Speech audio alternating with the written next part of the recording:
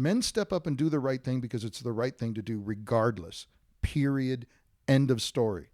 That's the difference between a healthy masculine and the feminine or the toxic masculine. We fucking do the right thing.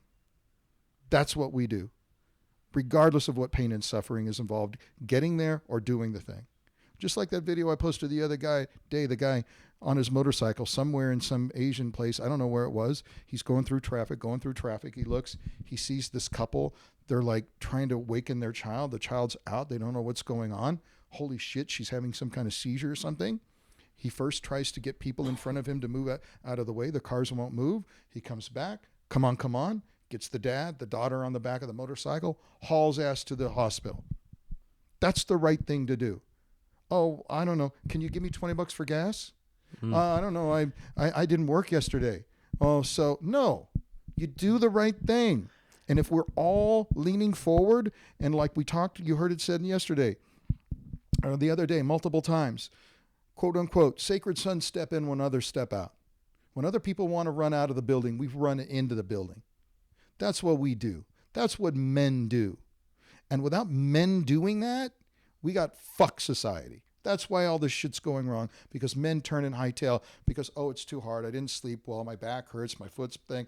A million excuses not to show up. Men show up.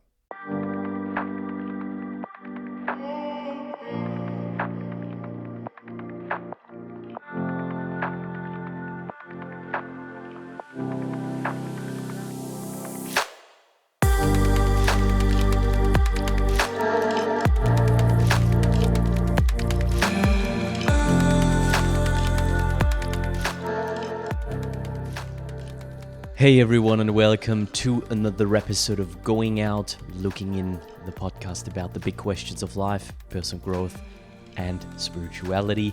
My name is Maxi, I'm your host, and I'm coming to you from beautiful Los Angeles, California, and this is it, guys. This is it.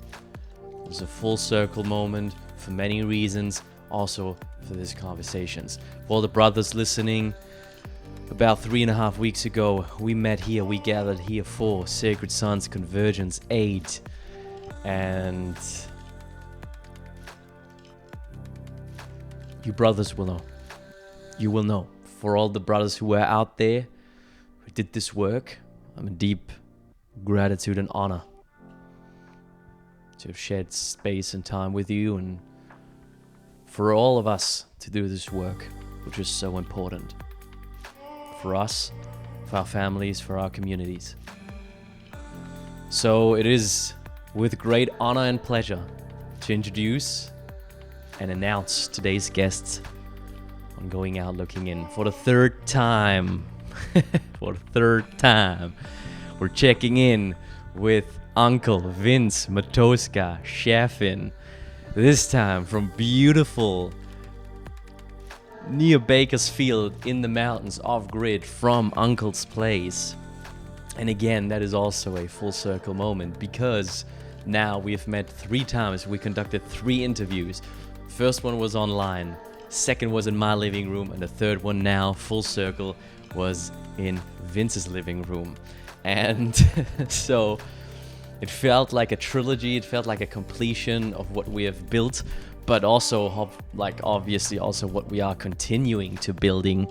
And so this conversation, as always, is long. It's long, it's deep, it's confronting, it's celebrating what this work is about. And when I'm feeling into it, what really resonated and also stuck with me, so many things. I mean, really, these interviews with Vince have been not only like a source of inspiration, but they have been a source of personal, it's like ammunition for the soul or something like that. Like it's just equipping me with so much wisdom and knowledge that it just makes me really, I don't know, happy and just a little bit more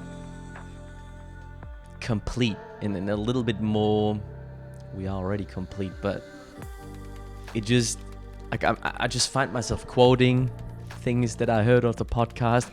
I hear his voice like ring in the back of my mind when navigating certain situations, and then it basically I'm going back to those conversations and what we shared and what he taught me. And so it's like this incredible well of inspiration and wisdom that is Vince. And so this conversation is no different. It's no different. So one thing is, we do the right thing as men. We do the right thing because it is the right thing to do. Also, sometimes in despite of what we are feeling in that moment. So we might not feel doing something, but it is the right thing to do, and that's why we do it. And so that is something in this pivotal time of my life, what I'm doing the right thing. And that is, that goes for relationships, that goes for work, that goes for how we show up every day, how we show up, how I'm going to be leaving this room, So we do the right thing. And that is something that we talked about among so many other things. I'm not going to do the full, we talked about this and then that and then that and give you the whole list. Like as always, this is just like an honest conversation between two men right after convergence. So we reflect a little bit about the convergence and what it, it did for me and what it, does for him, also in the role of a facilitator. And then we just, hit the ground running from there. And with all that being said, as always, also for the sisters out there, Vince told me, or told us in the last episode, that he wishes for more women to be in the presence of this work that we men are doing. And that is actually something that he misses in doing men's work, and also something that he will and wants and is already stepping into more, which is working with both the masculine and the feminine, right? And because that witness part, like seeing the female going through processes as a man, and also seeing men go through their processes for women is unbelievably powerful. So this episode is obviously not just for men, it is also for the feminine, and there's so much wisdom for both energies. With all that being said, let's jump right into it. Another beautiful conversation with Uncle Vince Matoska Chafin.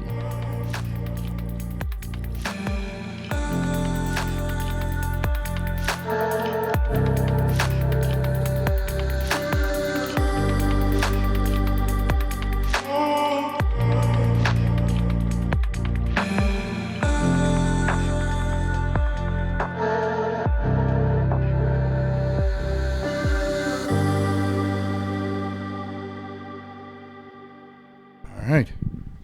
Here we go. Here we go. Yeah, there's a German saying, all good things are three, or something like that. All good things are three? Yeah.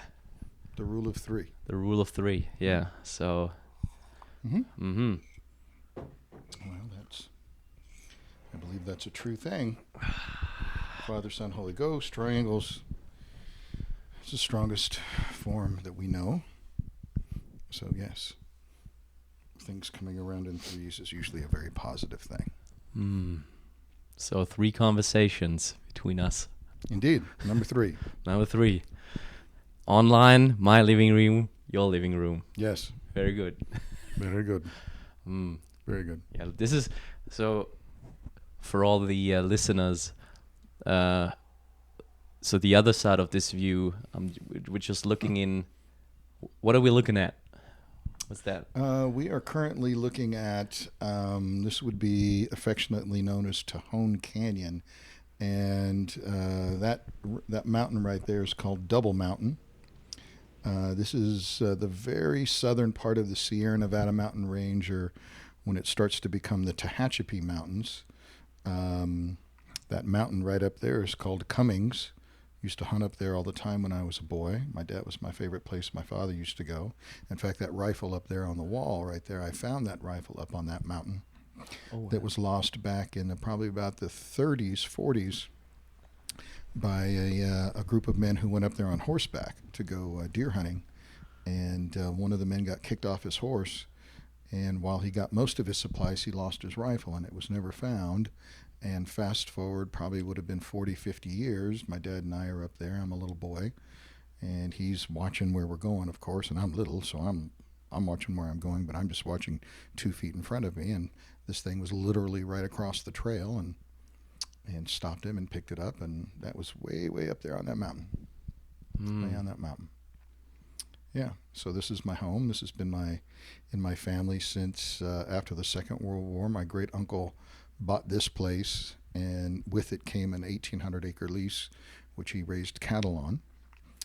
And he was in the Navy in the Second World War, and he adopted my father, his nephew. When my dad was about 14 or 15, he needed a place to go, and so he eventually found his way up here. And he pretty much spent all of his time coming and going from up here, helping my uncle raise cattle. And then when my dad got old enough and Dale got weak enough, my dad took over doing that part of the work. Mm-hmm. And then I was born, and I was brought up here about 3 or 4 days after I was born, and I've been coming and going from here my whole life. We don't have the 1,800-acre lease anymore. Gave that back in the 80s, but I still have the 2 acres that I live here inside of what now is a nature conservancy. And so I'm 15 miles from the nearest people, and which is pretty awesome, behind a couple of lock gates up in the middle of nowhere. It's pretty nice. Yeah, I'm very fortunate to be here. Mm-hmm. Yes, it is. I mean, I got a taste of it now. Yeah. How are you liking it so far? I love it. Yeah, that's really my thing. Like I love nature. I love primary forests and untouched territories and soil, and this seems like a place of that caliber. Really, old trees, seen a lot. Nourishing soil, stuff like grows out of the ground everywhere. It's a very giving environment, and so I guess also mind, body, spirit, everything is able to expand here really. So I feel that I sleep very good, get very good rest here. We're doing some work. I can use my hands. I can put my body into service, which makes me feel very good. I get intuitive downloads, just stuff that comes up very naturally. What helps me journaling, for example, when I'm doing journaling, because I don't get, I feel like it's not coming from the head. So it's it's a very circular existence right now, last couple of days. Nice. So it's pretty common for most people that come up here. Once they unplug from the city and they get away from all of that and get on the land and get around some trees and some fresh air and some earth, they sleep very well. They kind of lose track of time, get some rest, their nervous system relaxes, and they're usually not in a big hurry to go back, which is kind of nice. So yeah, I mean, this is why coming back to a place like this is why I can go out and do what I do and be around hundreds and hundreds and hundreds of people and be with what that energy is and provide service in that space, which is a lot. It's a lot. And it's a gift and it's a blessing, and I get to come back here and be quiet and rest and recharge. So it's a beautiful flow that my life has somehow evolved to. Expansion and contraction. Right. Thank you, Hunter. Expansion and Yeah, contraction. that's it. Mm-hmm. Yeah. So yeah, we were just on a men's weekend. Yeah. True that. True that. Mm-hmm. I was one of the leaders there. You were a participant on the weekend. This was your first experience on a men's weekend. And so I'm curious, what did you think was going to happen going in? Did any of that happen? Were your expectations met? And what do you know more about yourself coming out of the weekend that you didn't know going in? Mm-hmm.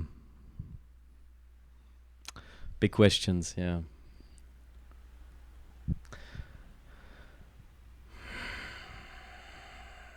Let's start with the first one. What did you think what was gonna happen? Like top 3 things you thought might happen going into the weekend. Yeah, I was surprised. So I was surprisingly calm going in. I thought I would be more nervous. I would be anxious or something like that. Much stuff before I would maybe be caught up in my head or one expectation was that I have many expectations. So You thought you would have a lot of expectations. Yeah, I thought that. Yeah, I thought. And was that true? Did you have a lot of No, expectations? actually not so much. So I was going in and like a couple of, like I say a week, a couple of days before, I sat down and I was like locking in intention. I was like, okay, I gotta got my list, gotta have my list and gotta write it down, gotta be prepared and all How very that. German of you, yes. Yeah. So I did that. I mean, I'm coming a long way. Right, I better make it absolutely. worthwhile. So Gotta I was dial like, it in. okay, Yes. doing all of that thing, that whole trip for me is my part of my initiatory experience and my initiation. And so I'm really like, okay, this rites of passage, I'm taking it seriously. I'm getting the most out of it. And that's why I know why I'm actually doing this and all the different parts. So I've been traveling to Ireland before. I've been traveling to the UK before, meeting all kinds of people there and partially also tuning in already into some kind of men's work and definitely some sort of like deep work within myself. And so that was the second thing that I brought along to the weekend was like this list. Okay. So, and on that list, Puma wants to be part Puma of it. wants to be He'll come in here. petted. So you brought your list. You were tuning into all that. Exactly. And then once I arrived, actually, I want to tell this. I want to actually go quickly somewhere else. So, I arrived in Venice. Okay, I touched down at LAX and I arrived in Venice because I just wanted to really get acclimatized and sort of arrive and get settled and not be like in full jet lag before. So I had 3 days in Venice before coming to Convergence. And so I was spending just nearly all the time just outside. It was beautiful weather, just at the beach with the elements in the ocean. And resting a lot, sleeping a lot, trying to get into the rhythm. And we have this Sacred Sons WhatsApp group, right? And so there were like a bunch of guys, reaching out already. And they're like, hey, where are you guys at? Want to go for drinks before? Want to meet up before and stuff? So there's one guy from Colombia reaching out in the group and for a place to stay or like some recommendations. So I was like, yeah, hey, I found this very, very nice hotel/hostel directly at the beach. Maybe you want to check it out. And he was on it, but then they were full. So he ended up going to like another place in Santa Monica. However, we were connected from that day forward. And then we met up the day before Convergence, the morning before Convergence.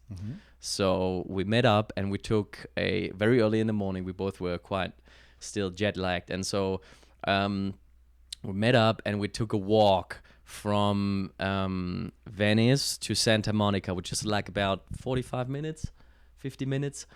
And we both, had a coffee and it was beautiful. Sun was just coming up and we were just checking in with each other. We were just like, hey, man, what's alive for you? What's alive with me? What kind of expectations do we bring to the weekend? And that's really where it started for me. because there was like an instant sort of connection to this man, because we were both on this mission, completely different background, completely different story, but it was the same kind of direction where we headed, to become men in the first place, but also become better versions of ourselves, to then bring that home to show up better, in his case, for his wife and for his 2 children. And so for that conversation, I was mainly holding space for this guy. And I was just listening. And by doing that and hearing his story and what he brings to the weekend, I was going like, all right, got my list of intentions, got my list of things I want to work on. And I'm wondering if that's a good idea to do that.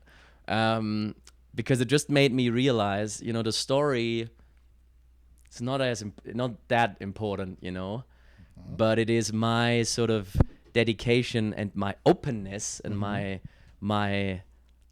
ability to receive and surrender, really, for what is then naturally to be experienced. Yeah, so I arrived and I threw my whole fucking list out the window. Basically, I left it in my room. And I went in with one intention, and I was just like, be the vessel for the things that need to come through, and trust in that. And I was not very confident in that, I gotta say. I was like, am I just like, am I lazy now doing that? Or like, am I like avoiding doing the work, by preparing? But, and then as soon as like we did the first couple of exercises and stuff, I was like, okay, no, I'm pretty dialed in. Like, I've been preparing for this like long enough, through those interviews, through all of those conversations, through all of that, through the end of my relationship, and through me moving to another place. So all of this has been already a setup, so that I know exactly very deep inside what needs to be worked on.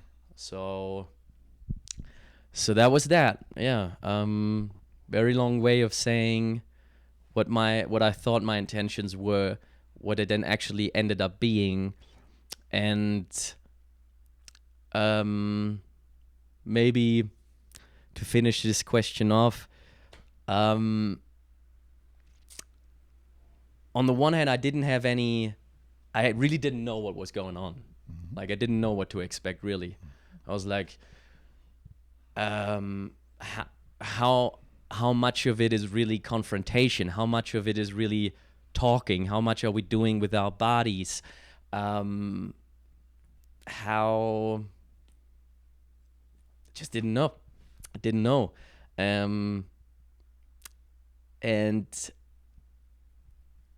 at the same time, I've done like all sorts of like self-development kind of stuff and workshops and retreats before, not specifically men's work, but once I arrived and once we did the first couple of exercises, I was like, okay, well, yeah, we're all working towards the same goal, really.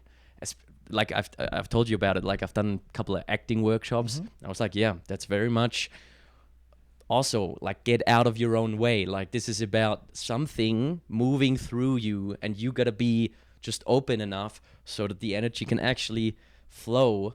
And with acting, that's very much the case, because when you're in the way, the character that you want to play and you want to embody is not being able to express itself. It's not happening because you're in the way. You're trying to control things, and so you gotta do that with people you don't know. Right off the bat. And oh my God, there were 250 men right there. So that was a lot of that. Right. A lot of that sort of, okay, I better get out of my head right now, because it's only 4 days. So I better make it last, and I better open up straight away. And I was able to do that quite well, I would say. So Puma, what are you going to say? You said a lot in all of that. Yeah, I know. What does that do for you? What does that bring up? So what I think I heard in there, and what I'll try to extrapolate out of that, and you tell me what any of that lands, it's like in my experience with a lot of people, when they go into new experiences, like with medicine journeys, oftentimes the leaders will ask, what are your intentions? And I personally always have a hard time with that question. In fact, I find it absolutely the wrong question for me. And why I find that the wrong question is that who am I? If I'm putting myself and trying to superimpose what my expectations of a mysterious experience is, I'm telling God, the mystery, the medicine, whatever, here's what I want to have happen. Versus being open, hopefully open and empty to what the teachings might be. And so you did exactly what most people do coming into one of these things. It's like, oh, I got to do this, I got to do this, I got to handle this and this and this and this. Versus like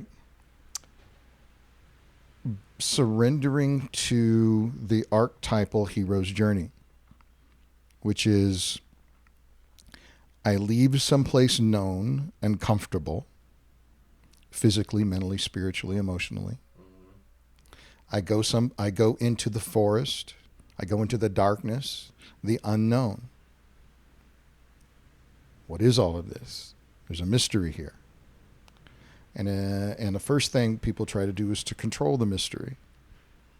If I can control something, then I have the feeling, or at least the impression that I may be able to be safe in this experience. So I'm doing my best to control all the possible outcomes here.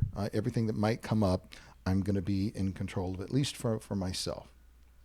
And mostly, and I also see a lot, people trying to control other people or other people's experiences so that they feel safe. And so what I also hear you had to do kind of in there after a little bit is surrender. Like, okay, I have these expectations. I got to surrender to the experience because I don't really know what is going to happen. I don't know. You don't know when you walk into something like that. And if you continue to try to grasp from the Buddhist perspective, as we all know, that's going to create a lot of suffering. So if you can let go, surrender to this experience, surrender to the unknown, surrender to the darkness, surrender to the mystery, then the spirits might be able to talk to you. You might actually finally be in a place to listen. That's the whole point of going to an experience like this, because you ain't listening at home. You're not listening doing the same old thing you're always doing. So you've got to go somewhere, experience something different, something new, let go of the things that you're doing. You're not on your phone. You're not on your computer. You're not doing all the things you normally do. You created a little bit of space, and now some new information might be able to pop in, some new awarenesses, some new thoughts, some new experiences to then awaken you to something new about yourself. And that's the whole part of each one of these little things that we do on these weekends. While you're there doing it with other people, what's really going on is you're constantly getting confronted with you, who you are, how you show up or don't show up, what you push against, what you resist, what you accept, what your boundaries are or not. Do you have any boundaries? Are they permeable? Do you have a voice? Are you willing to step up and speak? Are you going to shut down as soon as you step into something like this?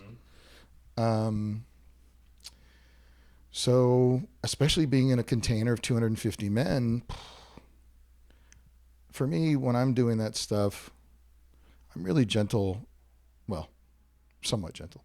I'm really open to and accepting of the people that come in because, in my mind, if you had enough courage to get out your credit card, pay the thing, press buy now, and show up, like get in your car, get in the bus, come on, drive like you did. You came a long way to get there.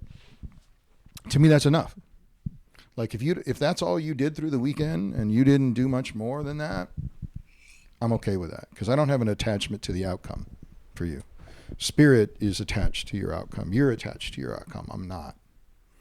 Do I want something to shift for you? Do we want you to come out of the weekend with more self-awareness, with some sense of mission and purpose and what you're going to do in your life, or at least some clarity about what you're not going to keep doing in your life? Absolutely.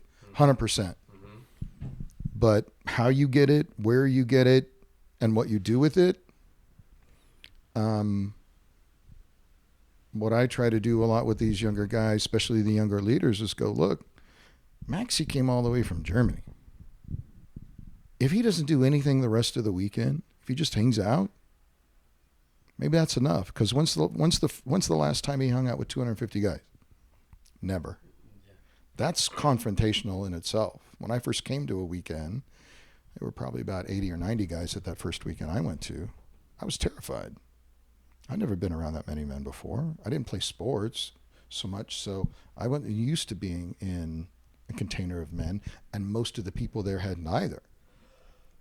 So you left home, you left what you knew. There was some hunger pulling you forward, story I make up, something. You wanted something. That drove you to literally drive 5,000 miles or more to get to a place, to enter the unknown, and then you had an experience inside yourself and outside yourself. Would that be fair? That'd be fair. And while you were sharing that, I can really say that the journey for me started the minute I decided to go on this journey. So I've been on this journey for a very long time now. It's been months. And there were several degrees to that journey, obviously. So that was like the prior to go on the journey, and then it was the actual journey, and that started a couple of weeks ago, as I've mentioned. And I exposed myself, to situations where, and a big one actually for me, it just came up this morning for me during prayers, the surrender of ego and the surrender of resistance to help. Because I went from different places to different places, most of places actually I've never been before, and with people I have met maybe through the podcast once, digitally, virtually, or very old friends who I've not seen in a very long time, and I completely surrendered by going into their lab. I completely I went to their homes. I accepted their food. I asked for shelter. And that was an experience in and of itself already, and it made me question and made me confront parts of also my masculinity, for example, because I was really like. And I mean, this is like a very personal thing of mine that's coming up all the time, is the relationship with money. It's the relationship with providing for myself and therefore providing down the line for a family. Can I do that right now? Right now, no, I can't. I can take care of myself. I would not be able to take care of a woman and 2 children or something like that, and a house and a community. I'm not. I'm working towards that, which is one of the reasons I'm going on this journey. But right now, I can barely take care of myself, sometimes better, sometimes not so good. And so I've had this whole shebang going on within me of like, okay, Maxie, this journey is not going to happen if you're not willing and able to accept help from people who actually really want to help you. They really want to. And to really shut that belief system, that voice inside of me that says that that I'm a burden to them, that I'm a burden to the world in general, that I'm just fighting on my own and I have to do all of it by myself and all of that, and that doesn't mean that I don't take responsibility. Of course, it doesn't basically, entangle me from any sort of like relationship. I'm still responsible for all of the things that I'm doing, but still I can ask for help and accept help. And that was a big, big epiphany even before setting one foot onto the grounds of convergence. So huge learning, accepting help. For sure. Well, you're going to learn this when you speak to Allison in a week or so. So in her method, in her paradigm, in her overlay, masculine falls into mm, three zones of life, if you will, three periods of life. Other overlays are based on four parts of life. Hers is three. And you're in the prince part right now, still. And the prince is about building. A man between the ages of 19, 20, 21 through mid 30s to maybe early 40s, so there's a drive in you to build. Your job is to build your castle so that the king in you has some place to live. You have a kingdom when you get older to oversee and manage and to be thankful for. So you've got that part of you. Build, drive. I have to create something. And which is true, you do. And I said a part of you. Okay, it's not all of you. And that word I, yeah, you have to create something, but do you have to create it alone? And part of why we do these weekends, part of why we come together in community over and over and over and over again, is to realize that you're not alone. You're not the only one trying to build a community of you, if you will. You're not the only one trying to build a castle. And there may be a stonemason in the community that you need to know, because he knows where the quarry is and he knows where to get the stones. And there may be somebody in the community who who's got a connection to the best laborers in the county, so to come and do that. And then there might be a really good architect somewhere in the community that you need to be in touch with to help you do all that. So part of the drive we have to create, and especially from a masculine place, to drive forward and to do it alone, if we can uncouple the drive and vision from the alone part,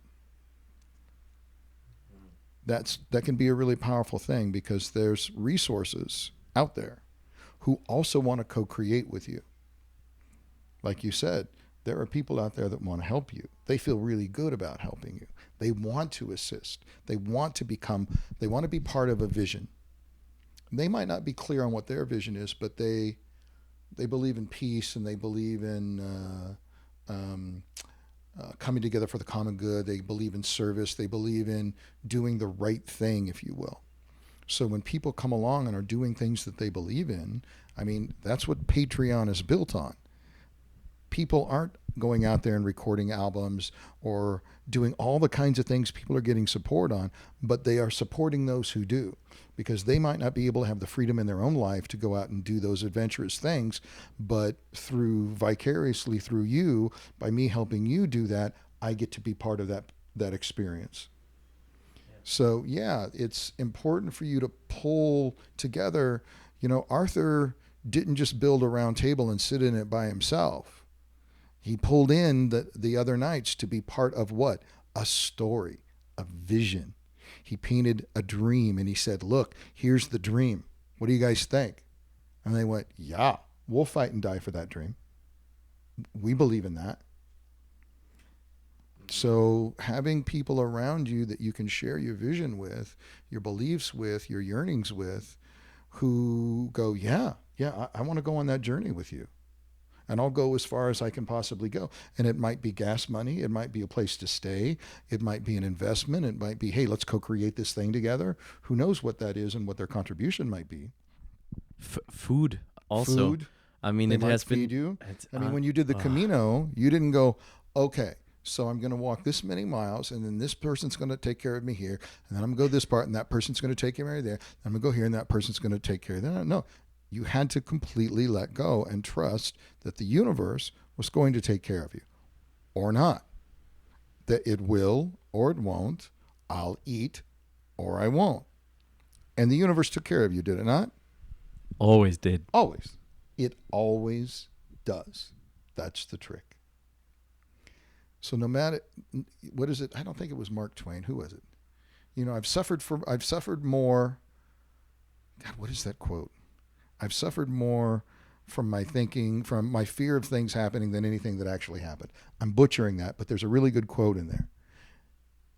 All that stuff that we're afraid of, all the things we're trying to control up here, this is what's creating our pain and suffering in the world, inside of us, and then out there and manifesting in all the things that are going on out in the world right now.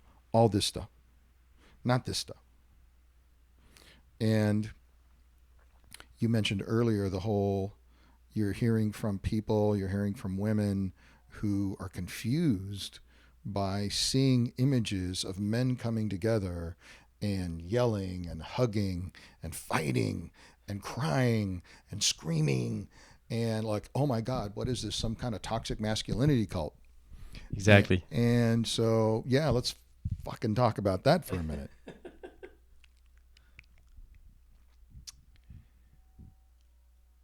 I want to pull that apart a little bit. And are there toxic humans? Yes. Are there hurt humans who, through their hurt, pain, suffering, create more hurt and pain and suffering? Yes. There's a great saying that says, hurt people hurt people. Men and women do that. We all break each other's hearts. We all have effed each other over in one way or another. Women are not immune from hurting people, and men are not immune from hurting people. So there's not a thing as such thing as toxic masculinity without, of course, toxic femininity. And of course, there's not such a thing as the toxic without the beauty and the pure, and on both sides. Black and white, yin and yang. Yin and yang. So, and there, let's pull apart the toxic masculinity from people and behavior. Are there hurt and broken people? Yes. Are they their behavior? Most likely not. You don't want to be held accountable for absolutely everything you've ever done. I mean, you want to be held accountable, but it's not who you are. The mistakes you've made are not who you are. The things that you wish you wouldn't have done are not who you are. And it's certainly not who you're becoming. Not at all. Not in the slightest. So there's this current myth that has started somewhere. It seems like it kind of came on with the advent of TV, where we started making fun of men. We started making fun of competent men. And being strong, being supportive, being dependable, being relied upon became very unsexy, and it wasn't sellable on TV. So they created the buffoon. They created the narcissist. They created the crazy neighbor. They created the dad that we make fun of. And there's a lot of things we could go back to talk about that. But if men don't have, in my experience, in working with men now for a long time, if men don't have a place to go with their emotions, if they don't have a place to go in a direction or a mission, a vision of some place to go, if they don't have a king to look up to see the king within themselves, then they're lost. And when we stopped having kings, when we started killing kings, there was no other men to look up to anymore.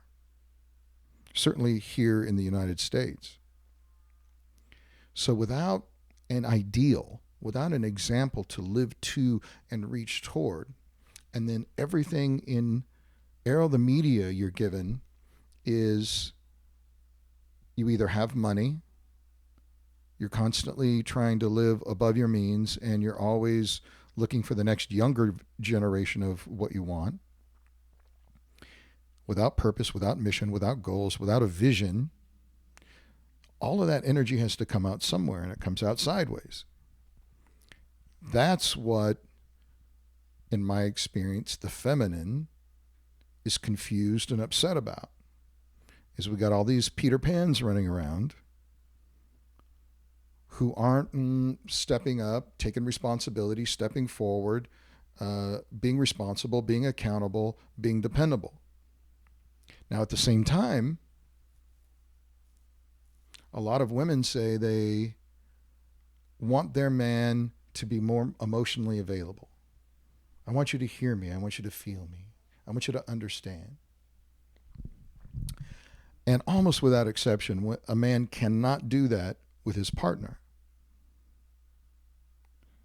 More often than not, when a man emotes in front of his partner, if he's masculine and she's feminine, she freaks out because he's not strong and stable. All of a sudden, she's seeing the little boy in him, the weakness in him. And instinctually, she can't be with somebody who's weak and can't hold it together, can't be strong. So they put us in a bit of a double bind. We have to be strong, dependable, stable, be able to provide, and give me all of everything that you have, all the emotions, all the softness, all the sweetness. And I'm not trying to put this on all women in any way, shape, or form, or the feminine. A lot of the feminine want both, but they can't handle both. So men have to put it somewhere. And what I would love more women to do is be able to come to men's weekends and watch. And watch and see how strong we are. We really are. See how vulnerable we are. See how soft we can be. See how we can truly love. How we can truly love other men. In an instant, like within 20 minutes, men from all over the world who've never met each other can fall in love with each other. Why? Because a sense of vulnerability, safety, and when I say safety, I'll probably talk a little bit more about that. A sense of, there's an honor code among men, which is different than women. Men do the right thing regardless of how they feel.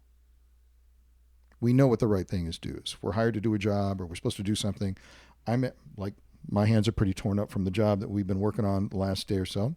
But if I was hired yesterday to go do more work, it doesn't matter how my hands feel, I go do the job.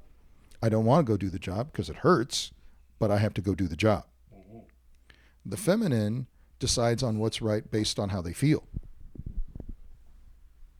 And that's completely the opposite of what it's like to be in a masculine male experience. We don't get the privilege of feelings when we're working. Not at all. You do your job or you don't do the job. I don't care how you feel. And that's the opposite.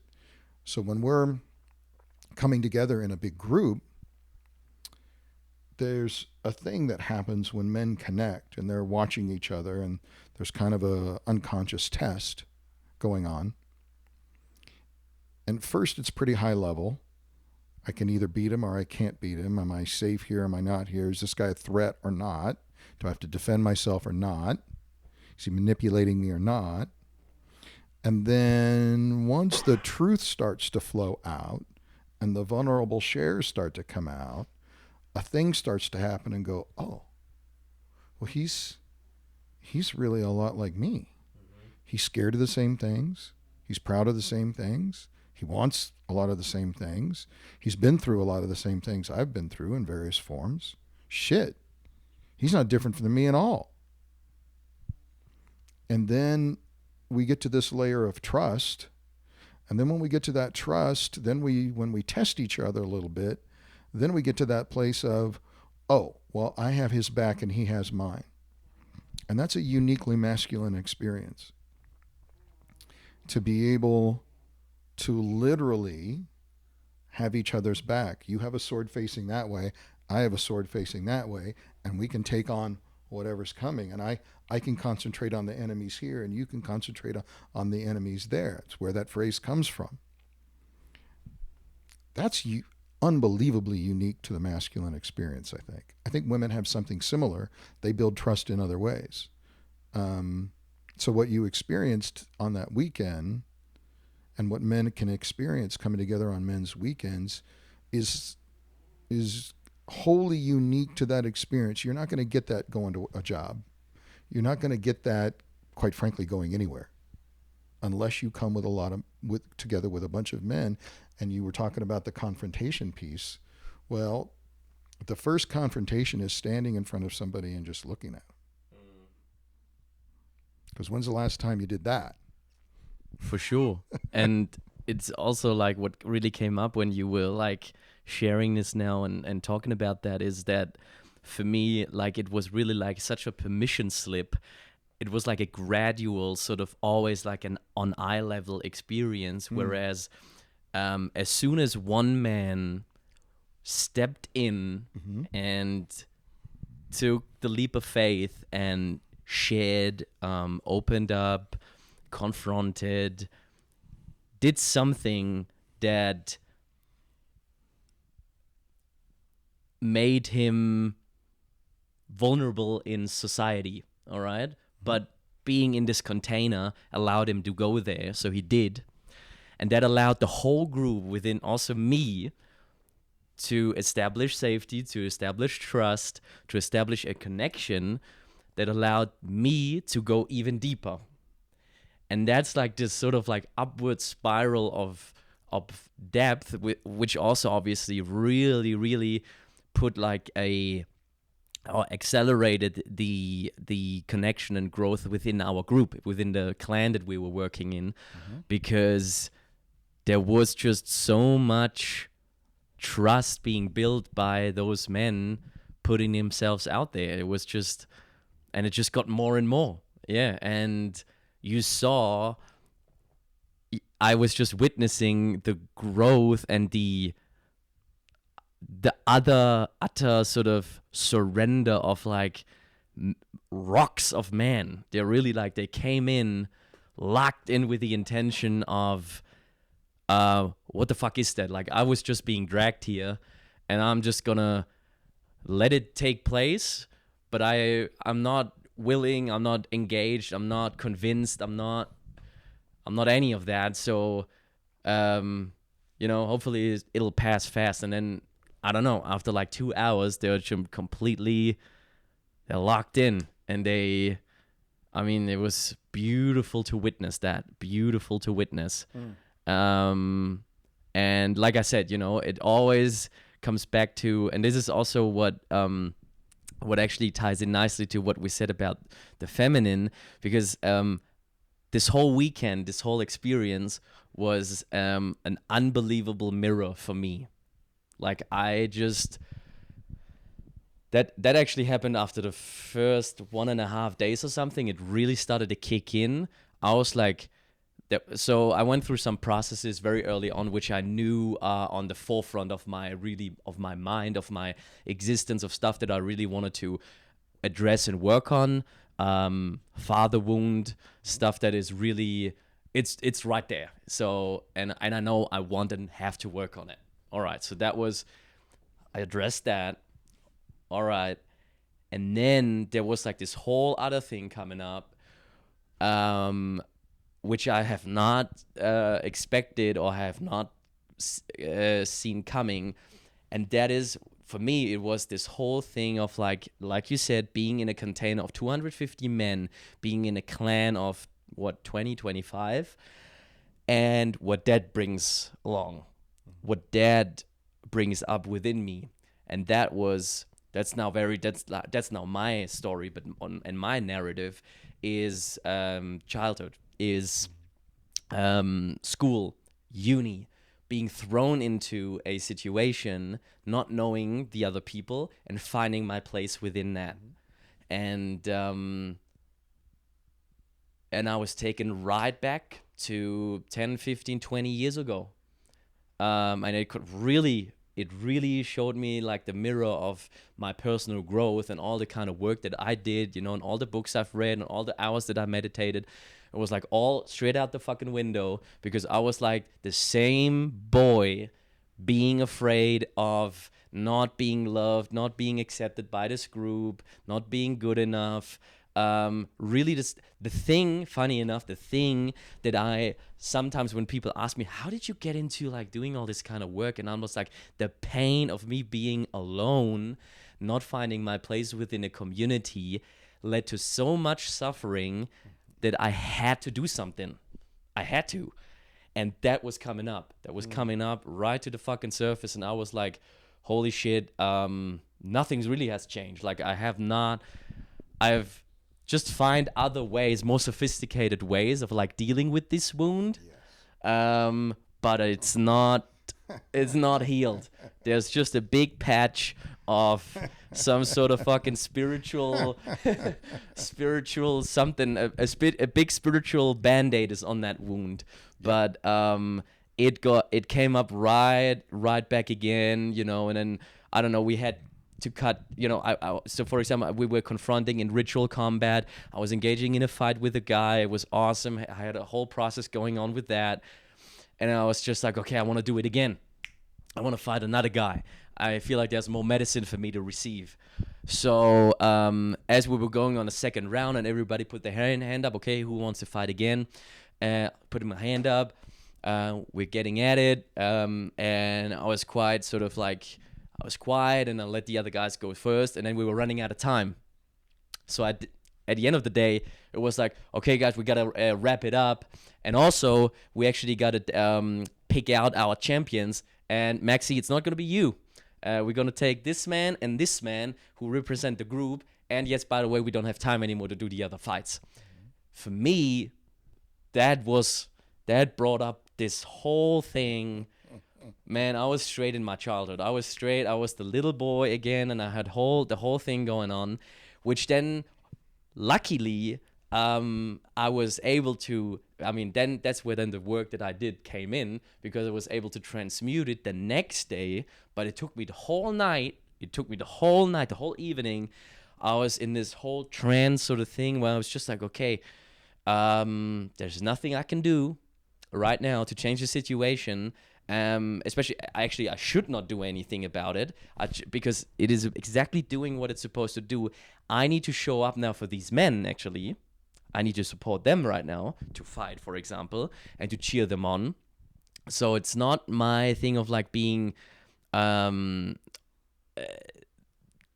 I have to find another way of healing this wound to finally heal it, because the way that I did it for 15 years or 20 years has not worked, clearly. That's why I'm here in the first place. So I had this whole internal process going on, so that the next day when we were sharing, I was letting it all out.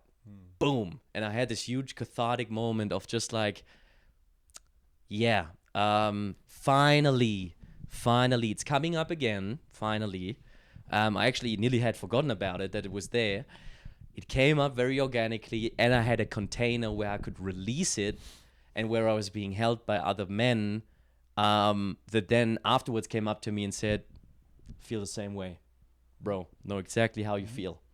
And that was huge for me. That was a huge healing for me, and a very long way of saying, you know, that it's all a mirror.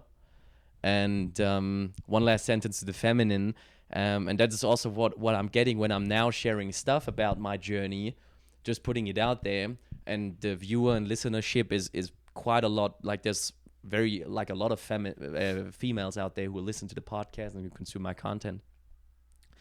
And all of the stuff I'm putting out and all of the reactions I'm getting, it's just a mirror to where they are at, you know. And all the women who resonate or not resonate, or resonate in a certain way with where I'm at, I'm really just mirroring where they at. That's how I perceive it right now. It's hard for me because I also get triggered by, you know, their reactions, but I know deep inside, right, at the end of the day, you just see what you want to see and what you are able to see in this very moment. And so that's that. Yeah, that just came up as well. Yeah. Well, yeah, there's would it be called a euphemism? There is a saying in this work that I learned from Martin Lassoff, who's a legend in this work, is you spot it, you got it. So, yeah, you had a lot in there. Yeah, it was a lot. Yeah, so every human wants to be seen, heard, and loved. And if I can keep those three things in my mind all the time, in my mind and my heart, no matter who's coming to me or at me or with me, and no matter where I'm at and what situation I'm in, because I too want to be seen, heard, and loved. Yeah, when you don't get picked, you didn't get picked for the team. So that goes way back. And it goes way back more than your school. This goes back, oh, I don't know, 1,000,000 years, 2,000,000 years, maybe. If you don't get picked, that means you're out. And if you're out, you're dead. So we have a whole thing about being in. We need to be in because Huge. it's not safe out. Yes, it's huge. Okay? And that's some pretty real, that's a real deep programming. And, you know, if we're using Byron Katie's work, we really have to ask ourselves, is it true? Is it true? Because most of us don't dive deep enough to the life or death part when that kind of situation comes up. We just goes, oh, I want to fight. I wanted to fight and I didn't get to fight. And I'm sad about that, or I'm mad about that, or whatever. Oh, and it brings up the thing from schools. Yeah, when I was young, I didn't get picked and I wanted, and then I didn't speak up. And I wanted to be in band, but I didn't get picked, or I wanted to be on the football team, but I was one away, or I wanted to be the homecoming queen, but my best friend got that. We're always one, you know, the bridesmaid, not the bride. Mm-hmm. And we think it's that. The story we tell ourselves is that it's that. And that's not it at all. It's so much deeper. It's so primal that if we're not hunting together, it means we're hunting apart. If we're not gathering together, it means we're gathering apart. And if we're not hunting together or gathering together, we're both at risk, at a higher risk than if we were doing it together. And so I'm glad you had that experience. I'm glad you wanted more, and I'm glad you didn't get more. Mm-hmm. There's a hunger we have. I'll try to use a nice statement. There's a hunger I have inside of me that I want to satiate. And I want it now because I don't want the discomfort. So I want the discomfort to go away. In this work, and when we're doing self-development and self-growth work, we have an illusion, we have a story that says if I heal my father wound, if I heal my mother wound, then everything will be okay. I won't keep doing the things that I was doing. Mm-hmm. And I don't want to blow this for everybody, but you're not going to heal your father wound, and you're not going to heal your mother wound. It's not going to happen.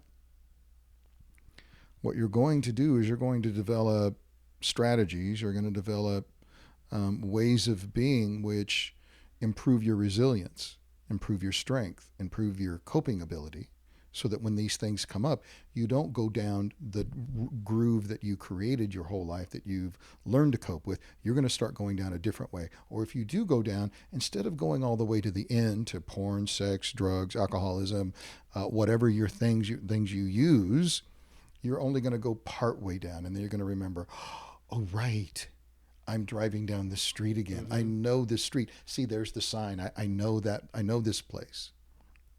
Because those things aren't going to go away. We keep peeling the onion. We keep peeling the layer to get a little bit deeper and a little bit deeper and a little bit deeper, only to understand ourselves, be more kind and patient with ourselves when these things come up, to be more kind and patient with others when they come up, and to not let us spin us out of the moment. I hear something, or I say something, or I see something happen, or I hear words, and then I get triggered. That's what we're doing in the world.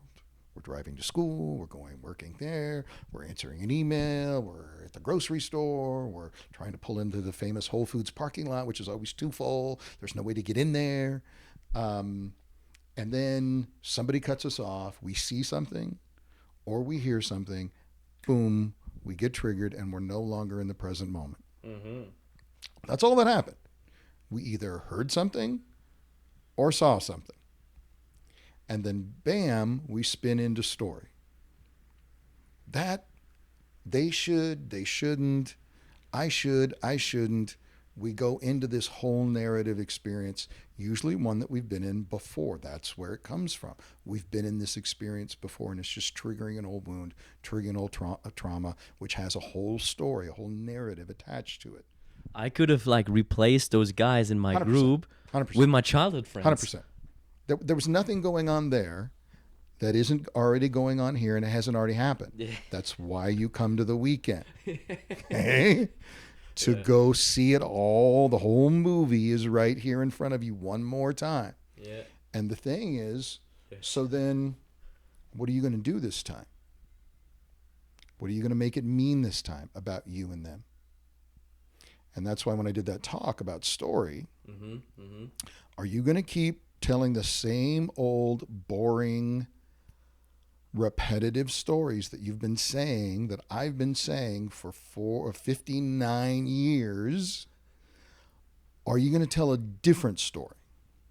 One that takes you out of the victim place and puts you in the hero place? At least somebody with some resources, power, autonomy, and choice. Because you can choose how you're going to react. And in that moment when you didn't get chosen, you sat with it all night and it boiled. Oh, I've got to be here for these guys, which is good. I applaud you for that. You're right. I didn't get chosen. These guys got chosen. They're on my team. My job is to support the team. Doesn't matter how I feel. My job is to support the team. That's that masculine. was so hard. Of course it's hard. Because your little boy's going, me, what about me, me, was me, really hard. Super hard. Super hard. But that's a man. A man puts that down. I got 19 men here who need my support. Yep. What am I going to do? Fall apart, go cry, and go hide for the rest of the night? I've seen guys do it.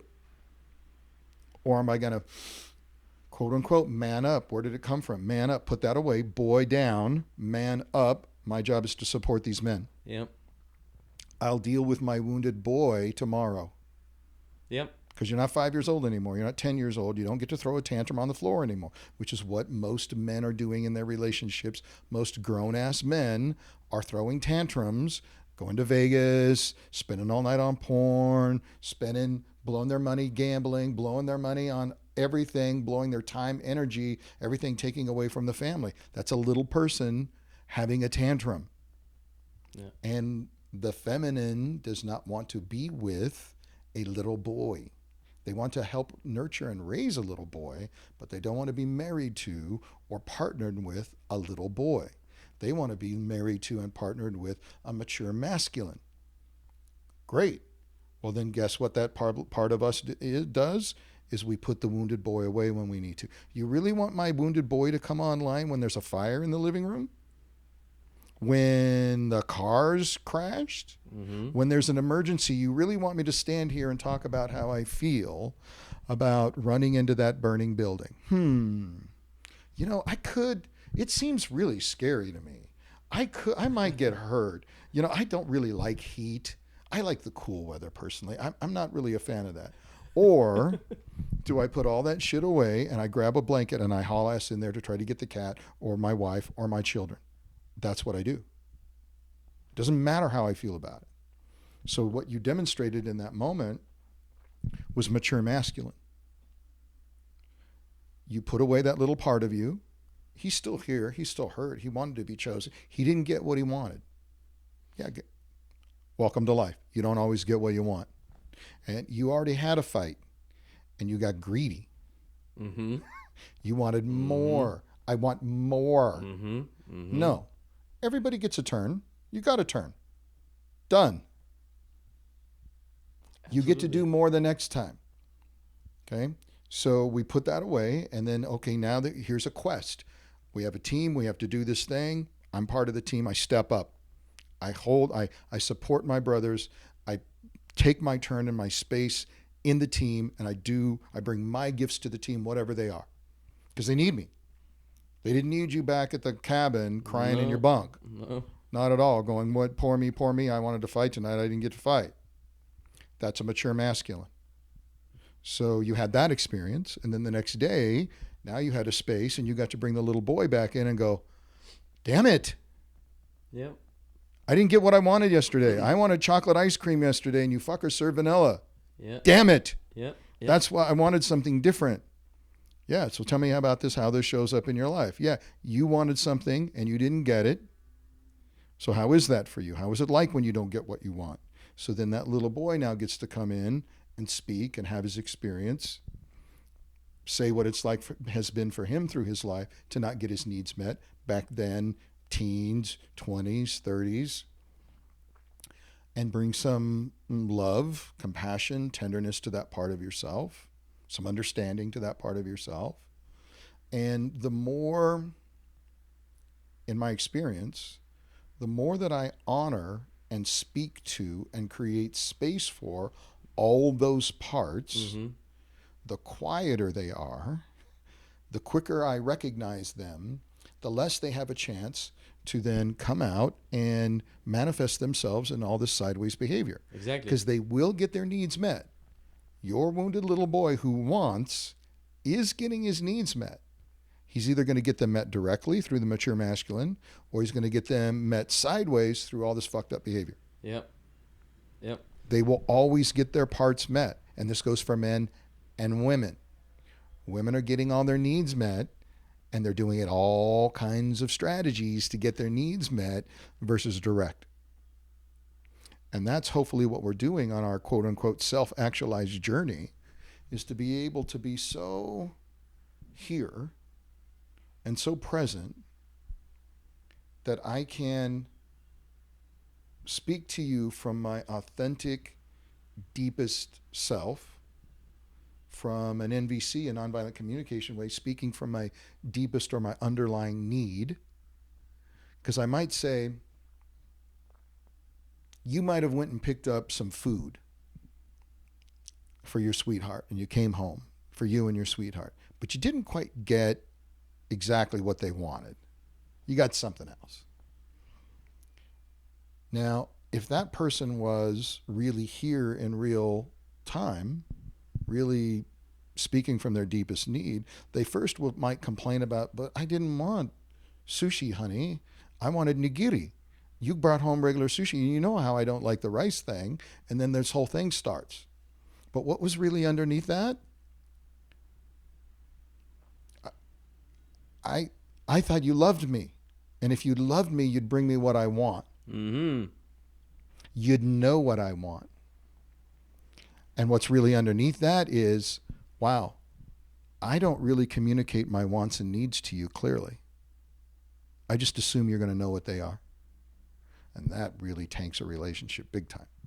Hugely, when the feminine expects the masculine to just know by some fairy wand thing everything that everybody else wants. It started with food, and it ended with, I'm not communicating to you what my really wants and needs are, because I want you to see me, really see me. I really want you to hear me. I want you to love me and understand me. That's usually the feminine, and the masculine is usually see me, hear me, love me, and respect me.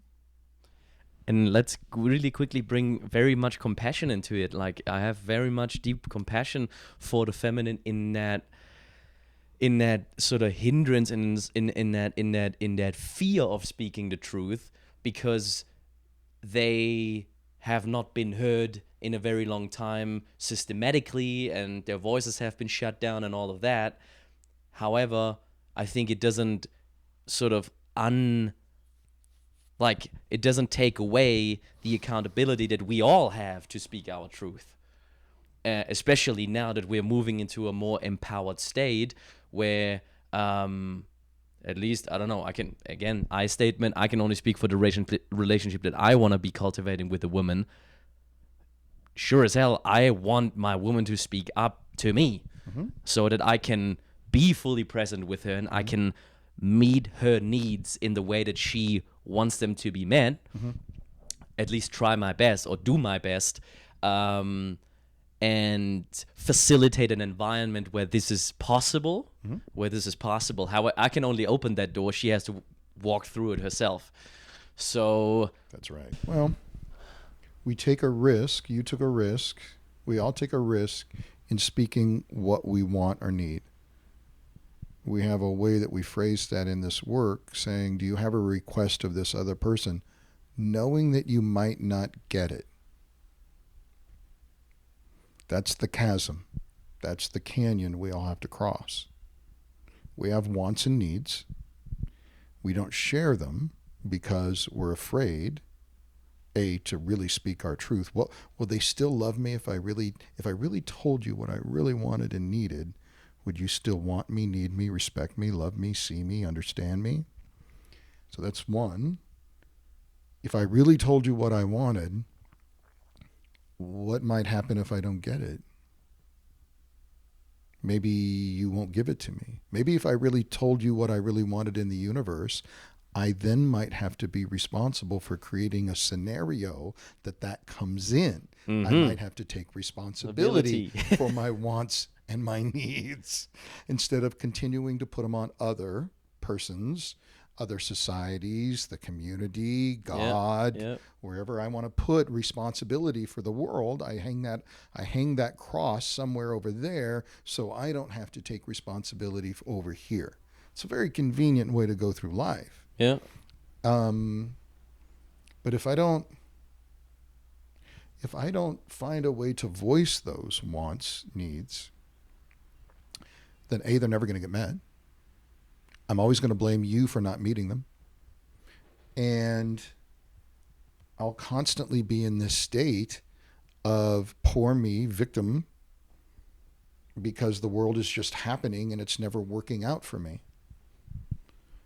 Versus taking a more masculine stance, which is I take responsibility, which means then I have to hold myself accountable, which then I have to be in integrity then with those wants and needs, and my actions, are they really drawing those things to me?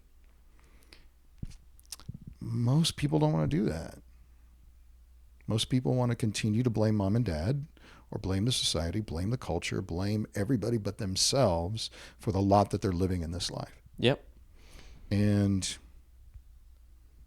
you can do that. That's fine. Okay. But that's not the kind of people that are going to create that you want there when the house is on fire, or you got cancer, or shit hits the fan in your family, or when a war breaks out. You don't want people who pass the buck. You want people who step in. That's what, yeah. Regardless of what happens, you want people to step in like you did on Saturday night. Yes, this thing happened. I got a splinter. It hurts. Oh, but we're going into battle. It's time to step up. There's a reason it's called that. There's a reason that we use these metaphors. There's a reason it's ritual combat, because now we've been apart and now we're coming together for this thing. And before that, earlier that day when you were you fighting the man, or were you really fighting you? My story is you're fighting always me. You. Always me. It's not the thing, the man, the woman, the society, the thing. You're fighting you. Where do you have blocks? Where do you have stories? Where do you have fears? Where are you continuing to play small? Where am I continuing to avoid rather than standing in front and like facing, okay, this is the dragon. This is the snake. I have to face it, whatever it is. We find amazing, extraordinary strategies to always avoid that. Mm-hmm.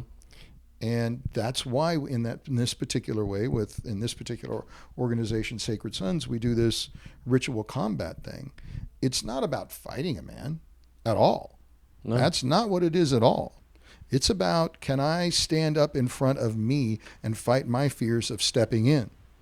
Can I still take a punch in life?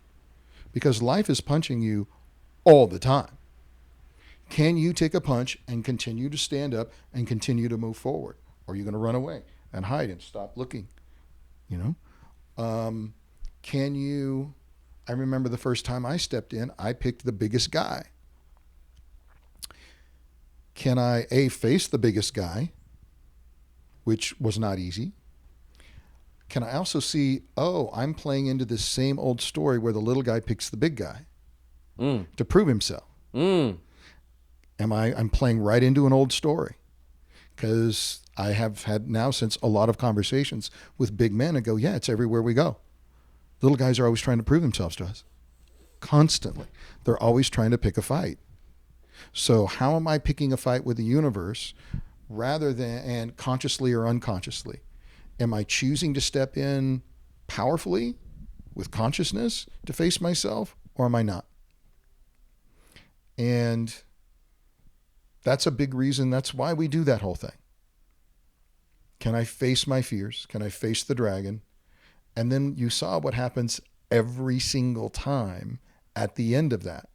What happens with the two men after they get done fighting? They connect to a degree that was before not possible. And they meet each other, and therefore they meet themselves very, very deeply. Very deeply. I had Way this deeper. whole cathartic thing going Right. on. This whole thing, man, because I was releasing some sort of blockage energetically within my system. It's all happened subconsciously. I cannot even put it in words what it was exactly, and I don't Right. think I have to know. Nope. But I just felt like this fucking huge weight lifted off my shoulders. Right. And I was just standing there in front of this man, Yep. I don't know, a gazillion tons lighter, Yep. and being able, I don't know, moving one step closer to my true authentic self. That's how I felt. I don't know. Would you say that you, on an emotional level, had a closer connection with him Yes. than Yes. anybody else on the weekend? Yes. Right. Yes, I did. Why? I think that man brings us a gift. He brings us a gift of his fears, of his less thanness, of his otherness, of his not being pickedness. And he chooses to meet us and like meet us. If I hit him a certain way, he's going to return that. Mm-hmm. And a lot of things happen in that moment. But the best thing that I think I know for me that happens in that moment, what I learned was, oh, I can take a punch. In fact, I can take more than a punch. And I'm going to come at life harder. So you come at me. Come at me harder. And I learned that there's more to me than I thought. I have more strength, more bravery, more grit, more tenacity than I ever thought I did. And the other thing I did was I uncoupled the expression, the physical expression of the fight with violence, with bullying, with toxic masculinity. Because I'm sorry, if you're stuck on a subway and some psycho MF shows up there and there's women and children on that particular car and there's not that guy who drags that fucker to the ground and holds him so that we're all safe, what, we're just going to let this guy hurt people? Or on an airplane, it happens over and over. Somebody loses their shit. Somebody has to step up and take care of that. You don't want men in your society to handle the psychos and the psychopaths? We have to. That is the only thing that keeps weak, effed up men in check are strong men who aren't. That's who keeps the balance in society. That's who keeps women from being hurt. That's who keeps children from being hurt, is guys who are watching and policing all the time. I'm never not policing the men around me. I'm constantly watching them. And if they're out of line, I make sure they stay in line. That's my job, because your kids are just as much my kids as they are yours. Who am I to say, oh no, you can fuck with them because they're your kids, they're not mine? Absolutely not. They're all our children, all of our children. So it takes men with strength and power and confidence to hold the psychopaths and all those other dudes in line.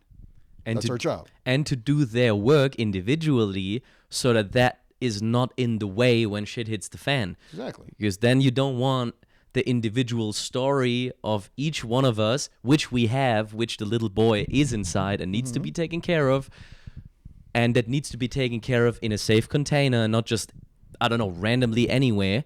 So that's why those weekends are also so cathartic and so good, because all of those aspects of me as a man and a boy are being seen and addressed.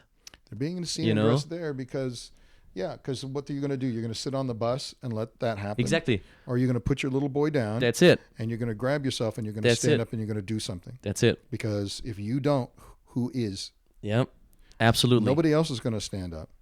So you need to be the one standing up and stepping forward. So we do these weekends in this organization and others so that there are men who understand their roles and their responsibilities in society. Men must be initiated into a larger service beyond themselves. That's why we do initiation ceremonies.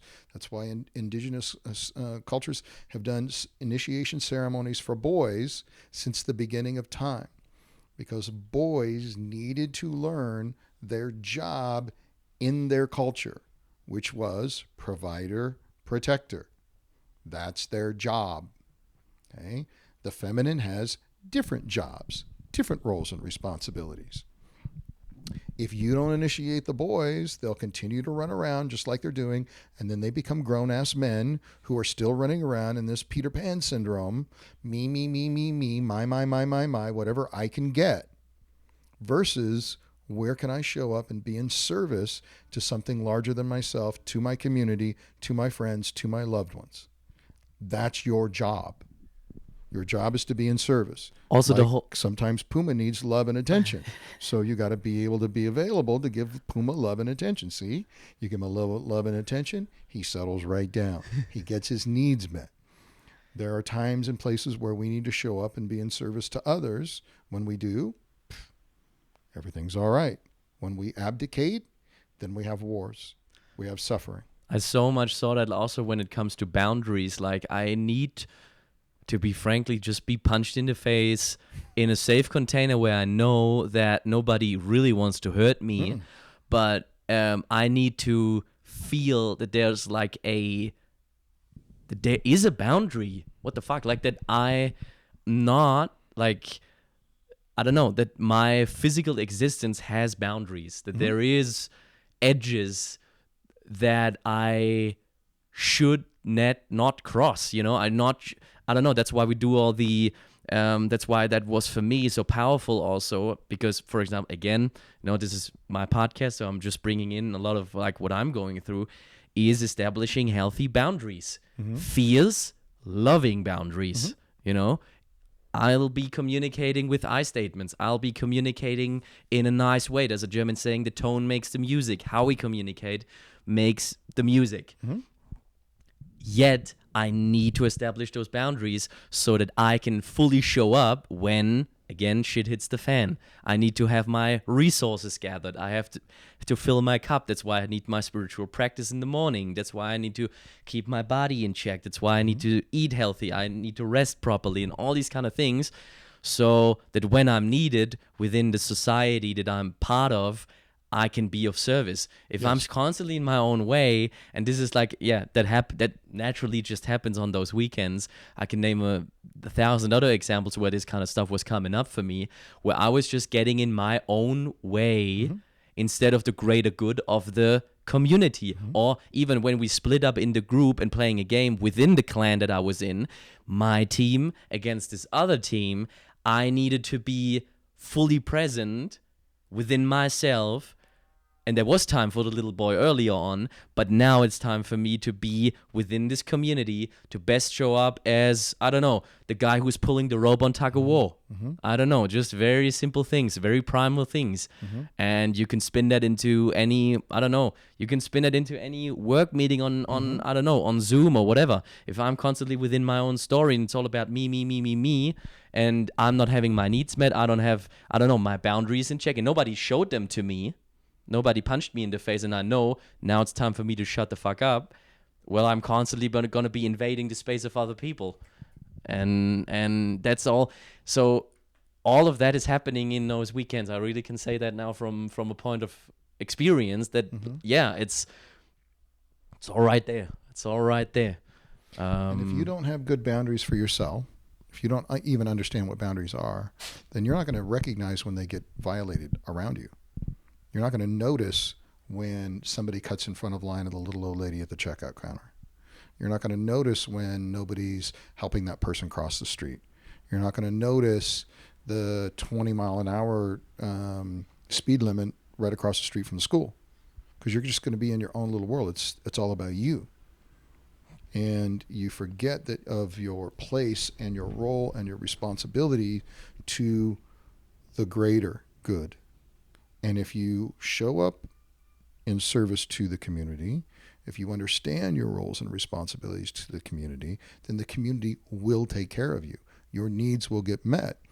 Had you walked the Camino in this place of me, then the resources that were needed at each one of these stops may or may not have been available to you, because you'd have been a prick the whole time that you were walking. And by the time you got there, everybody was going to know there's this little German dude getting ready to show up, and he's an asshole. Fuck that guy. Instead, you're a nice guy. You take care of others. You're kind. You're loving. You're supportive. Then guess what? That's what the universe brings you. Okay? And you have to be willing to make the sacrifices needed when need be. The young man who unfortunately ended up killing that man on the subway, I don't know, 6 or 8 months ago, he stood up at the right moment and did the right thing. That man who was clearly unwell and unhealthy was going to hurt people. That was his intention, and he was quite clear. And nobody else was stepping up, so he did.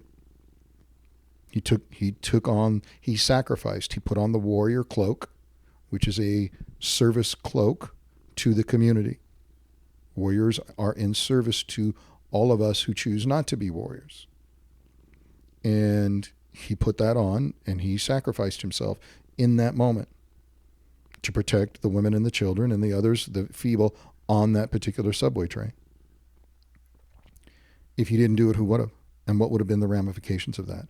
And that is happening every moment, all the time. Mm-hmm. Yeah, something like saying that keeps coming to me is, what is it?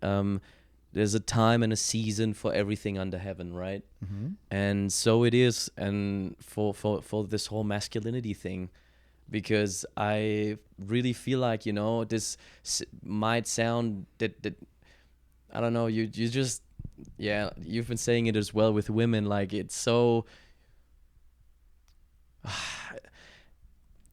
if women were present, it would not be the same. Nope. So it couldn't happen. Yet it would be awesome for women to see it, so they actually get to see this part of man. Yeah. Because because that is a container where we can safely express all of the hurt, all of the anger, all of the sadness, all of the grief.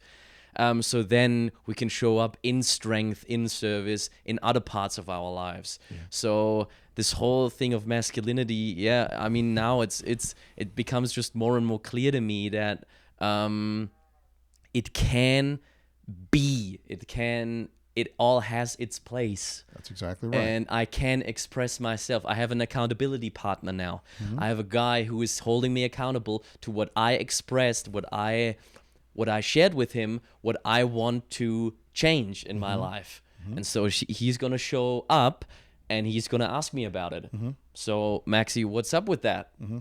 Have you been calling this guy, this person you want to call? Have you been making those changes in that area of your life or not? And I can break down and cry in front of this guy. Mm-hmm. I can. But am I breaking down and crying in, I don't know, an important work meeting or something where I have to present something for, I don't know, my team or something like that? No. Of course not. So It's not the container there is for a that. place and time for everything under heaven. And that's really, I don't know, really became very, very clear to me this weekend. And there's a huge container where, this is wanted. It is wanted that you bring this. Yeah. That you bring all of you. That you bring all of you. Yeah. We want that, right? I want... we have this thing now in our societies right now, a way big overemphasis on safety. Gotta be safe, gotta be safe. Everything's gotta be safe. Jesus, in America, we have warning labels on the gasoline thing that you don't put it in your mouth or your anus. Like we got the most ridiculous warning labels on all kinds of stuff to be safe. And there is no growth in safety. If you actually came to that weekend and we made everything antiseptic for you and just every little tiny little thing was like, we checked in all the time. You okay? How is this for you? You would never, ever once get to an edge. Ever. So there's a perception, even though we got you and we got a container around you, nothing's really going to happen that's out of our control. So from that perspective, is there a safe space? 100%. But there's the perception that there are things here that are beyond my control.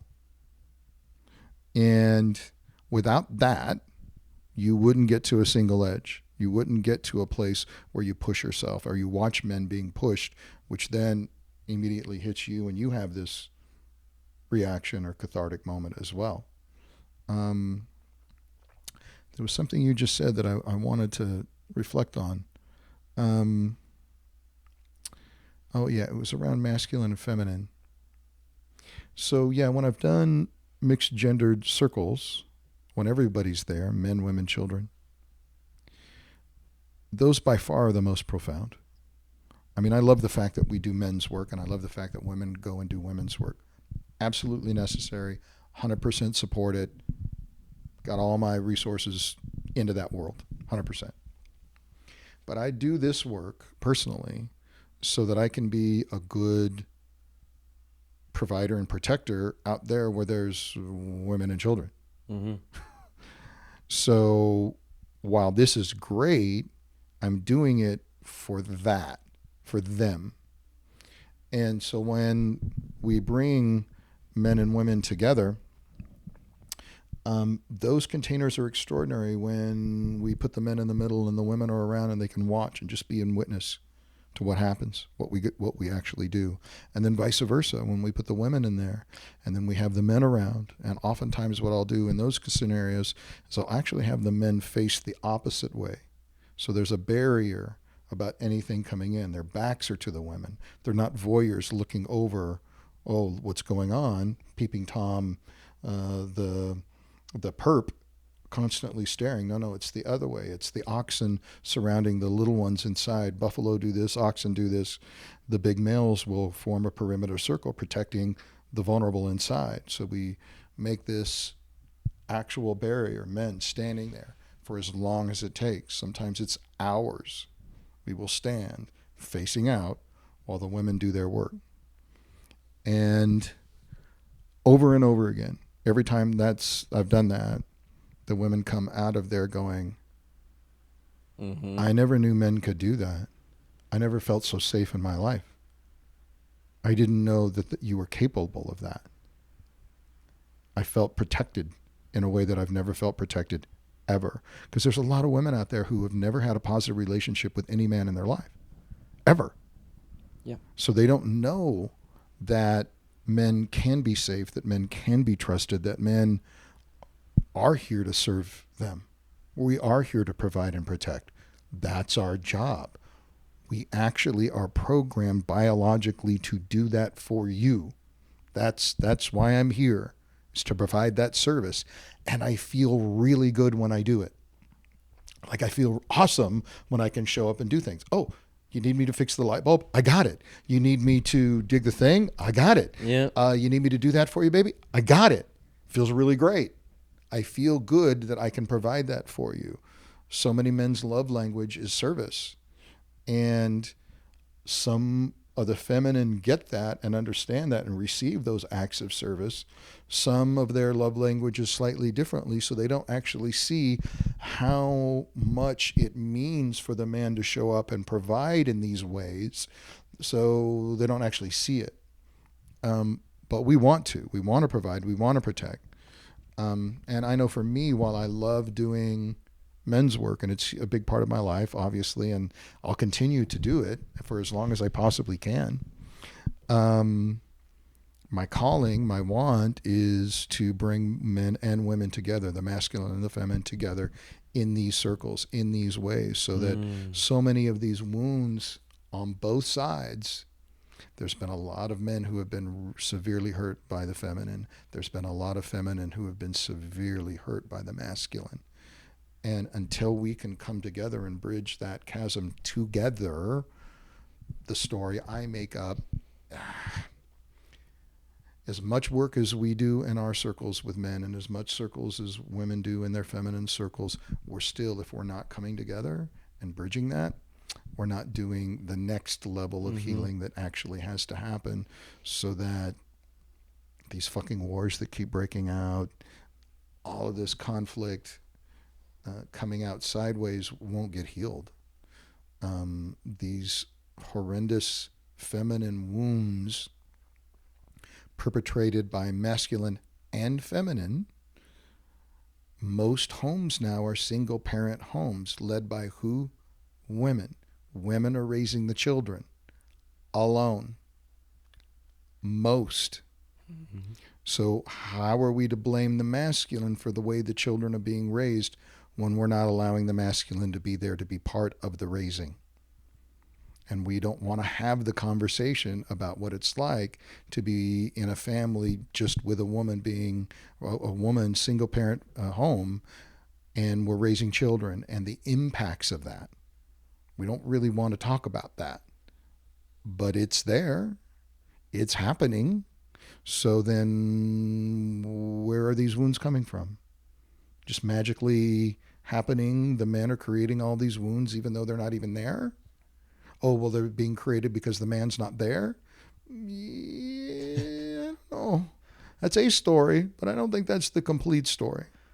So until we come together and we sit together and we have conversations and we go to the places we need to and support each other in those processes, just like some of the ones you saw this weekend, I don't think we'll get to where we want to go unless we do that. And I know for me, that's what I'm passionate about and what I really want to do and what I really want to create the space here in my home and in my back area to do those circles and bring people together. And that's what I want to do out in the world, is to bring more of the masculine and the feminine together so we can at least witness, see, hear, feel each other, have some compassion toward each other's wounds, have compassion toward each other's experiences, and support each other on our pathway and our healing.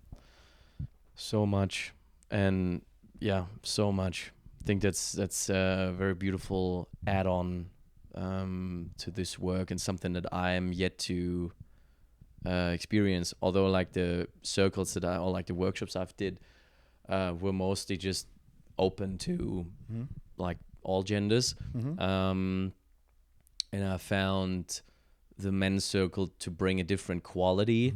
But I can imagine being like a mixed circle being facilitated for the purposes of witnessing each other very specifically can unfold in a very, very powerful way for sure. And I also wanted to just like emphasize one more time that and this is really something that's really important to me, especially because it is my podcast, and we've been discussing things that are within societies that are so, oh man, they're so polarizing. They're so, they're so sensitive, and everyone who knows me knows my intention, and I just want to say life is happening in the 50 shades of gray and not in black and white. It's happening in between. And we all know when we're talking about single parent households of fathers and men who, for good reason, should not have any contact with their children. We know that on one side, on one very extreme side, 1%. And then there's the whole other thing where it's like there's also women who should not have any contact with their children. It's both, but life happens in between. And I'm just like really trying with these conversations. It's just so important for me to like, can we just meet in the 50 shades of gray that are between the black and the white? Because that's not where life is really happening. It's happening in between. And this is where 99.9% of also my listeners are in between. We all have the shadow aspects. We've talked about it many, many times. We all can be the Auschwitz guard. That's right. We all can be 100%. that. I have so many fucking shadow aspects within me. I know some stuff sometimes I don't know, I share within, I don't know, this whole my enthusiasm about getting initiated, and then I'm just like going way beyond where I should actually go. And I'm, there's the German saying, you just shoot, I don't know, too far from the target, you aim too high. But it's, again, we were talking about integrity at the very start. And when I'm really tuning into my integrity, I don't know, right now I have to be on my own. This is also something like a learning. Right now, to be in my integrity, I have to be by myself. And there's a million reasons and a million possibilities why I could not do that, and to show up for especially the feminine in a way that would definitely be very nice right now and very comforting and a very sensual experience in many ways, but it's not what I need right now. And to pull myself back to how can I be in integrity with where I should be right now? What should I learn right now for the greater good and also for the long term? That is helping me to then make very wise decisions, although it's hard sometimes. It's very hard sometimes, because the world is full of temptations. Sorry? To make the wise decisions, you're saying it's very hard sometimes? Yeah, to make it, honestly, to be always in integrity and always make the choice of the fullest and highest integrity for me, and not follow the devilish temptations of life and the tests that the universe lays upon me. It's hard, and it's especially hard when I'm disconnected from myself, when I'm disconnected from my spiritual practice, for example, and when I'm looking a lot into this thing, then I'm very much disconnected. And I really, that's also, we're coming back to it again. The weekend now, a big takeaway is now, you witnessed me actually in that very moment, the first time I sat down and opened up that laptop after 60 minutes of really stuff that I had to do. I really had to look into this device because I had to figure out flights and all that. Just stuff I had to take care of. I was biting my nails again. I was getting internally nervous. I was getting onto that whole thing of like, fuck, okay, how do I manage that? Did I spend what about the money, and what about that, and what about the next place? Will I be safe? Will I be, well comforted? What about my return to Germany? What's happening then? So I was on this whole shebang, although here it was just like, the most beautiful scenery. We had work to do. I was needed. I could contribute something. So there was a whole lot of thing taking place right here, right now. And I was just very disconnected. And so when we are that, and I was that for the last 10 years since I left uni, or like 6-7 years, 10 years since I started uni, but all of that basically me being exposed to a screen 8, 10, 12 hours every day, that does not help with me aligning and being in full integrity and hearing that voice that clearly tells me when I'm off. I cannot hear that very clearly when I'm highly distracted from that thing. So very, very, very big learning from this weekend, and seeing 250 men in union getting up at 6 a.m. and doing physical, spiritual, grounding, present practices. Huge takeaway to do that and to stick with that, to ground myself, to calibrate, like to really set the pendulum straight so I can address all of those things, because we're living in the 21st century. There's not going to be a way for me to completely avoid being on my phone sometimes or being on my computer sometimes. It's actually mainly part of my occupation as it is right now. So I need to take care of myself and figure out a way of how can I establish a system that allows me to engage with these technologies, but still be showing up with integrity and not being completely and utterly disconnected from that voice. Yeah. That's why it's called a practice. Yeah. We oftentimes have an illusion that it's supposed to be easy. That somehow all of this life is supposed to be simple and easy. And it certainly can be at times. We have those moments where beautiful sunny afternoon, I don't have a lot on my plate, I can sit on the porch and drink some tea and just be present to the wind and the butterflies and the hummingbirds, and life is graceful. We have those moments. And that's awesome. It's pretty cool. But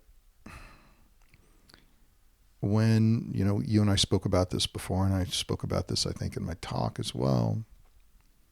As soon as we make a choice that we're going to do something and we declare to the universe, I'm going to do this. I mean, you can read all the great stories of all the great spiritual leaders since the beginning of time, is that as soon as they make a decision to go to A, spirit, the world, the universe, decides to test that.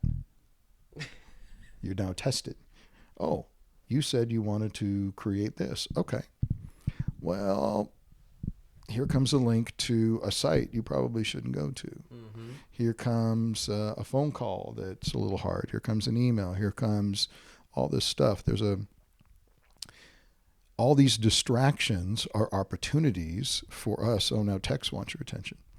All these distractions are opportunities for you to prove to yourself and the universe, yes, this is what I want. This is what I'm choosing. This is the direction where I'm going. As soon as you make that declaration, everything's going to come at you to test you. Of course it's hard. It's supposed to be hard. It's not supposed to be hard. Now, we could also flip that and go, and it could be really easy. I just keep reminding myself of my choice. This is what I'm doing. This is what I'm declaring, as our beautiful friend Source Radiant said on the weekend, I decide. You said you were going to decide. You decided you were going to do this. So then you have to redecide in every single moment. I'm choosing this. I'm choosing this. I'm choosing this. Okay? If you don't, life will choose for you. All right? Life will choose for you. And do you want to be the one orchestrating it, at least with creator support, or do you want to be a bit player in somebody else's life? There's no right or wrong. It's just you get the benefit. You've been born, and you get this extraordinary blessing of a life, however long or short it is, however grand or small or whatever it is. You get this amazing opportunity. And you have wants and needs, and you're trying to strategize, you're trying to figure out ways through life to get those wants and needs met. And then as you get older, some dreams and some visions come in, and I could do this and I could do that, I could be that, I could be that, I could be that. Awesome. How many millions of people every year move to LA that are going to be actors? And how many of them actually make it? The ones that make it stick to it, no matter what happens. They don't fucking give up. And through that, they create everyone. And if they have some chops, and if they have some skills, and if they're in alignment with that, they're choosing the right thing with the skill set they've been given, they get some luck, they might make it. But so many of them come and they get a 2 or 3 no's, they get 2 or 3 hard things that happen in their life, and they turn tail and they head back home to Minnesota. So often our experiences in life are opportunities for us to really look inside. Is this something that I really want to be manifesting? And if it's truly our thing, I mean, my God, all you got to do is listen to David Goggins once or twice and go, it doesn't matter how you feel. If I've committed to a 250-mile race, my job is to finish the race. And guess what? Everything's going to come at me. Everything. There's no such thing as getting through this life without some adversity, without some pain, without suffering. Hello to all of our Buddhist Zen friends. Yes, thank you. Life, rule 1, life is suffering. 100%. No getting out of it. Mentally, physically, emotionally, spiritually, you will suffer in some way or not. What are you going to do with it? What are you going to make it mean about you and the world? Yep. Right now, you're not suffering. You have a warm cat on your lap. He is truly the Buddha. He is Tex, and he's warm, and he's loving, and he's caring.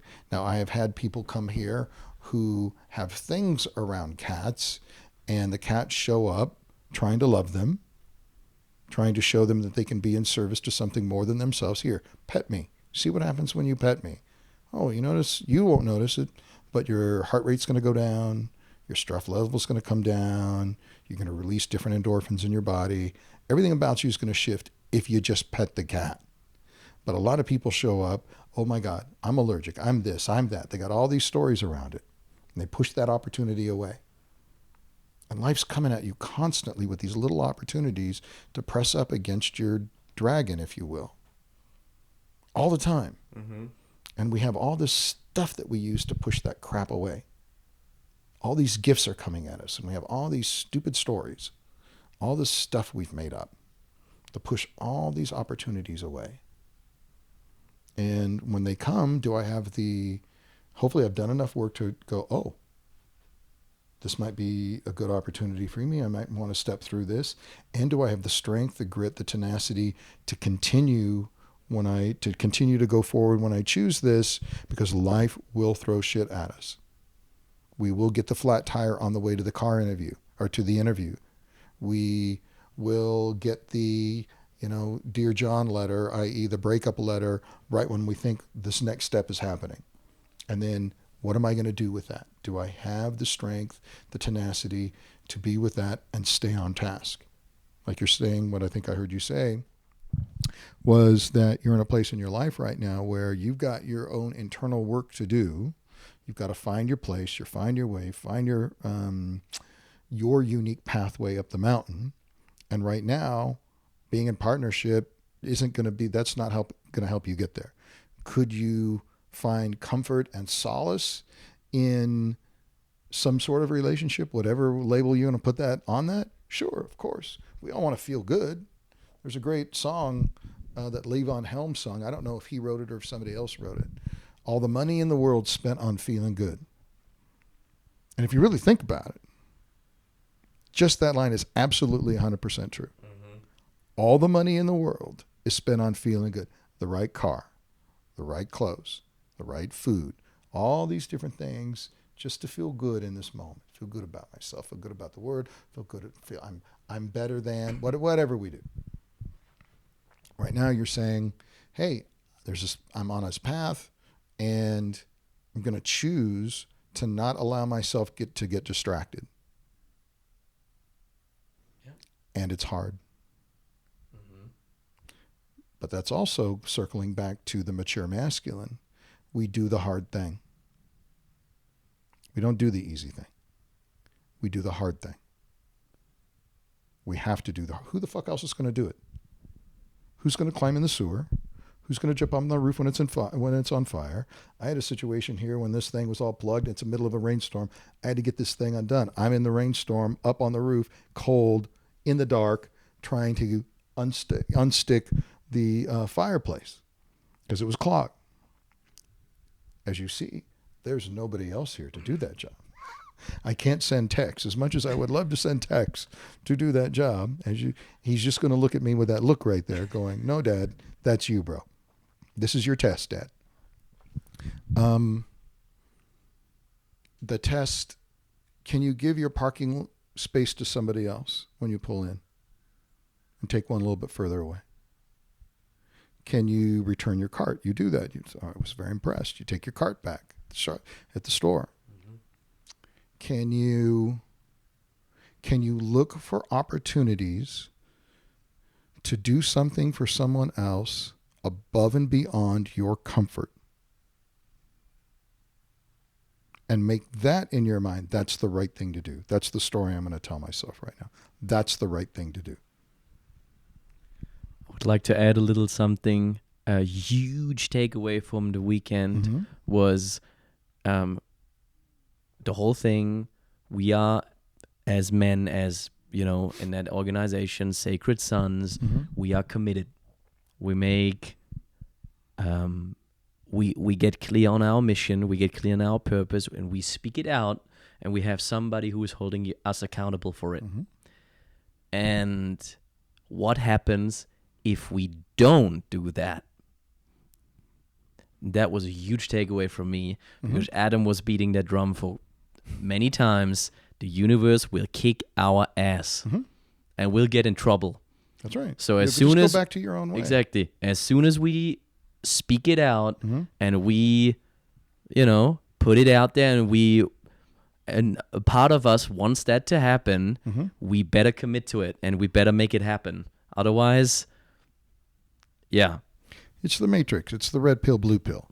You went to a weekend this weekend and you took the red pill. And the red pill is to wake you up. Now, you could go back to sleep. If you want to, now you could go back and take the blue pill and go back to sleep. But there's a problem.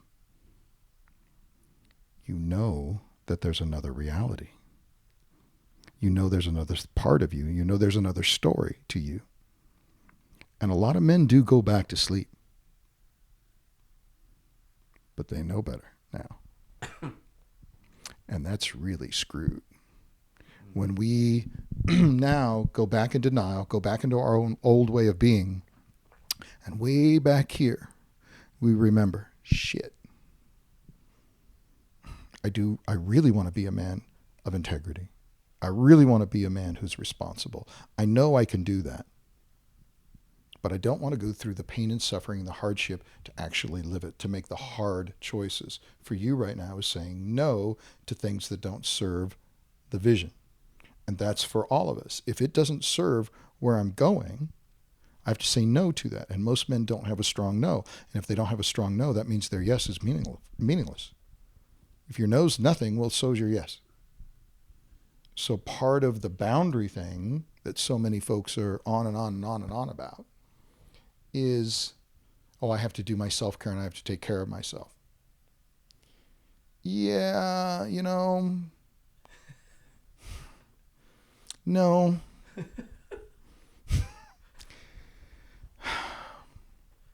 Yeah. Do I have to eat? Do I need to shower? Do I need to take general good care of this vessel so that this vessel has the strength, the wherewithal to be in service to others? 100%. But there's times when your needs are more important. There are times when Texas needs are more important. And my needs are secondary. That's mature masculine. It's not always me first, then you. No, sorry. And then people will come up and they'll go, yeah, but I always did this for my partner and I put everybody's needs in front of mine and then I fell apart. No, your boundaries were fucked because you didn't know how to say no at the right moments. You were in service, but you were in service sideways. You weren't in service consciously. That's why you got all screwed up and jacked up. Because a yes, a no to something is a huge yes to yourself. That's right. So if I only have so many hours in the day and I'm saying yes to this appointment, yes to that appointment, yes to that appointment, yes to that appointment, well, now I'm only halfway showing up to these things. I'm overcommitting. I'm overextending myself because I don't know how to say no, or I don't know how to go, yeah, I really want to be there for you. I really want to support you. Could we actually make the appointment for Wednesday instead of Tuesday, or Thursday instead of Monday? When my partner comes to me, this is, I think I got this from Allison. I don't remember where I got this. I think it was from Allison. I'm pretty sure it was from Allison. So, yeah, for sure it was Allison. So, oftentimes men are working on something. If we're blessed, we have something to work on, because men need something to work on, whether it's repairing the fence, whether it's working on the podcast, whether it's building the website, whether it's fixing the car, whether it's building the new swing set for the kids. We like to work on things. We like to build things. Our hands are here. We love to work with these things. Combination, our head and our hands, we're on it. Got it, baby. I got this. And then feminine comes in from, yeah, absolutely. So feminine comes in from the greater world. In the Allison paradigm, it would be, she's been out in the meadow and she's been gathering all day long. In today's world, and she hasn't been out gathering berries and nuts, she's been out gathering information and experiences. And she comes through the door whoosh, filled with all of these experiences that she wants to share with masculine. She wants to empty her basket, if you will. Look at all the things I collected today, honey. Isn't this wonderful? Look at all the bounty we have. Well, he's like, I'm doing the thing. I'm here. She comes flowing in. Now, where a lot of relationships get screwed up is then he, yeah, okay, yeah, honey, yeah, what? And so now he's partially listening to the meadow report, if you will. Here's all the beautiful things that happened today. Isn't the world amazing? But here's this thing and here's that thing. And so now we get the story of men don't listen to women. Well, the reason he's not listening is because he's actually still here and he's not here. And then we get resentful and pissed because she's taking our time because we're here. Rather than the other scenario. She flows in the door, wants to go, baby, Maxie, oh my God. And you go, oh, hey, honey, hold on. I really want to see you. I really want to hear what you have to say, honey. And could you give me 5 minutes to close this up, or an hour, or you know what, baby? Tonight, can I cook the dinner and you can tell me everything that happened today? Would that be okay? Because I still got to put in a couple of hours on that. Would that be all right? Then she's going to pause, feminine. It doesn't matter if it's a man or woman, but feminine will pause for a moment. And what they heard was, you see me, you want to hear me, and you're going to create space in your world for me. They're going to go, yeah, okay, yeah, let's do that. Rather than this half thing where I feel obligated to see and hear you right now, but my attention isn't fully with you. That's part of the boundary thing. I want to hear you. I want to see you. Give me 5 minutes, an hour, tonight, tomorrow. We're going to do that. Mm-hmm. And then I will be fully 100% present with you. And I want to hear everything. I want it all. That's a really simple little tool that masculine, it doesn't matter if it's two men, two women, it doesn't make any difference. It's the masculine, feminine polarity. Feminine has gathered. Masculine is cleaning the deer, needs to stay focused, sharp knife in hand. I'm doing a task and you want to bring all this to me. It doesn't mean I don't want all of this. Mm-hmm. I want all of this. The reason I'm with you is I want everything that you bring. I want the excitement. I want all the color and I want you to tell me about the scents and the sights and the smells of all of it, everything you experienced today. But I'm cleaning the deer right now, and if you keep talking, I'm going to slice my finger off, and we won't have any meat for dinner tonight. So if you will pause, I create space. I know a boundary. I'm creating a boundary. That's what a warrior does. Boundary. I got you. You want me to hear you, right? Yes. Do you want me to be fully present? Yes. I need 5 minutes. I need an hour. If we can just get that in our relationship, 90% of the shit that goes on is going to be handled. Because what feminine wants is like a container and my full presence. That's it. And so often, what do feminine complain about? He doesn't hear me. He doesn't see me. He doesn't pay attention to me. And what does he say? Jesus Christ, she never stops talking. It's constant. I swear to God, I can't get anything done. It's constant. And another boundary could be also, and it does come up, and Allison talks about this. There's going to be some things that, yeah, I got you. I'll be your container for. But a lot of that, you need a girlfriend. You need to go talk all that stuff you need to share and go on and on and on and on and on and about. That's with you and your girlfriend. You need places to take that, just like I need places to take some of the stuff that I need to with my masculine. That's not for you. That's over here. Doesn't mean we share everything. So that's also part of that boundary. You got to know for yourself how much of that basket you can hold and how much you can't. Yeah, I want to add that it's actually this very funny paradox of what you were saying about like self-responsibility and taking responsibility, accountability for and putting your needs also sometimes when appropriate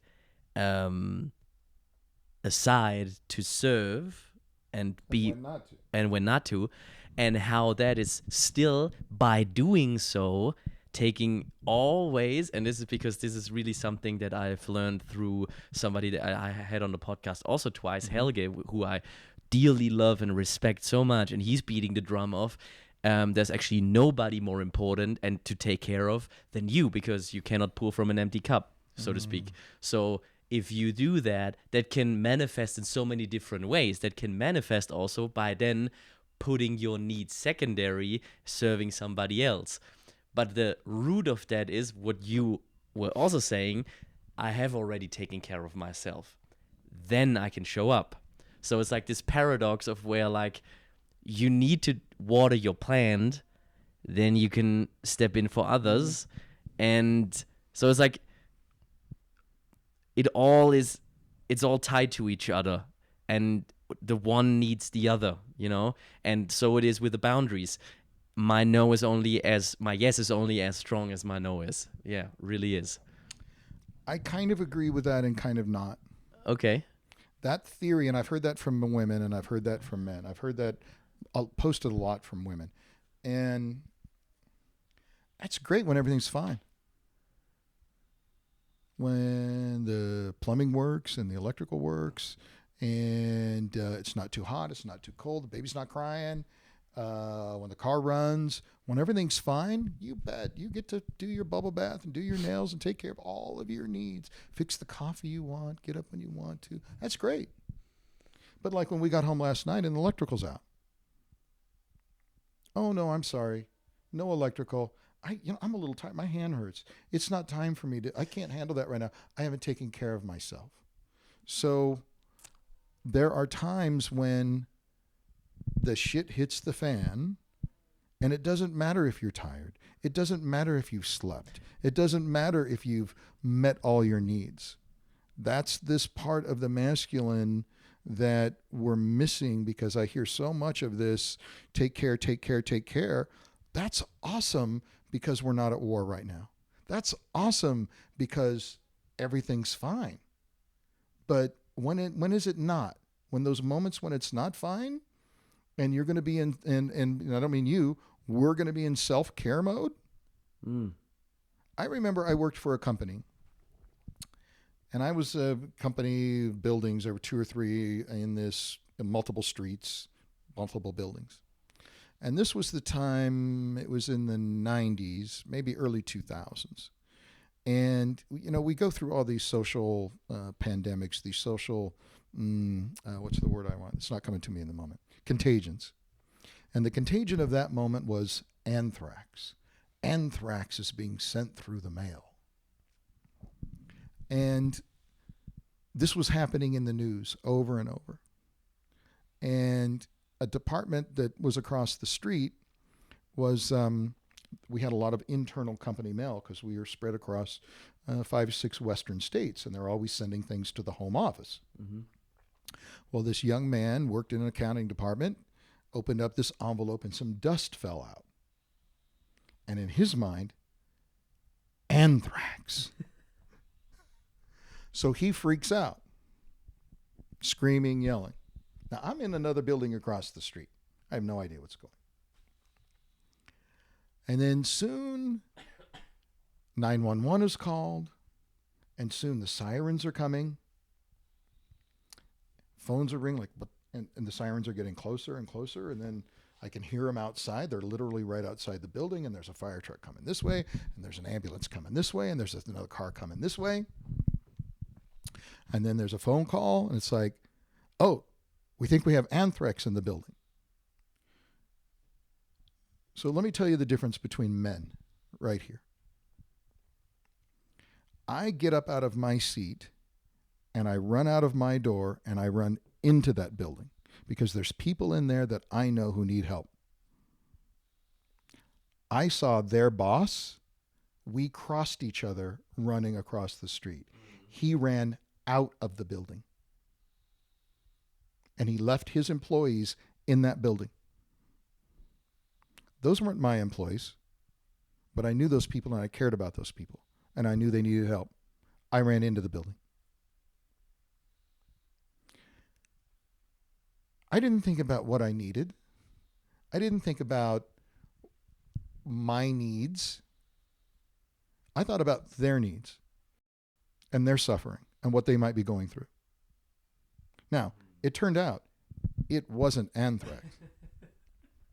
Surprise, surprise. Yeah.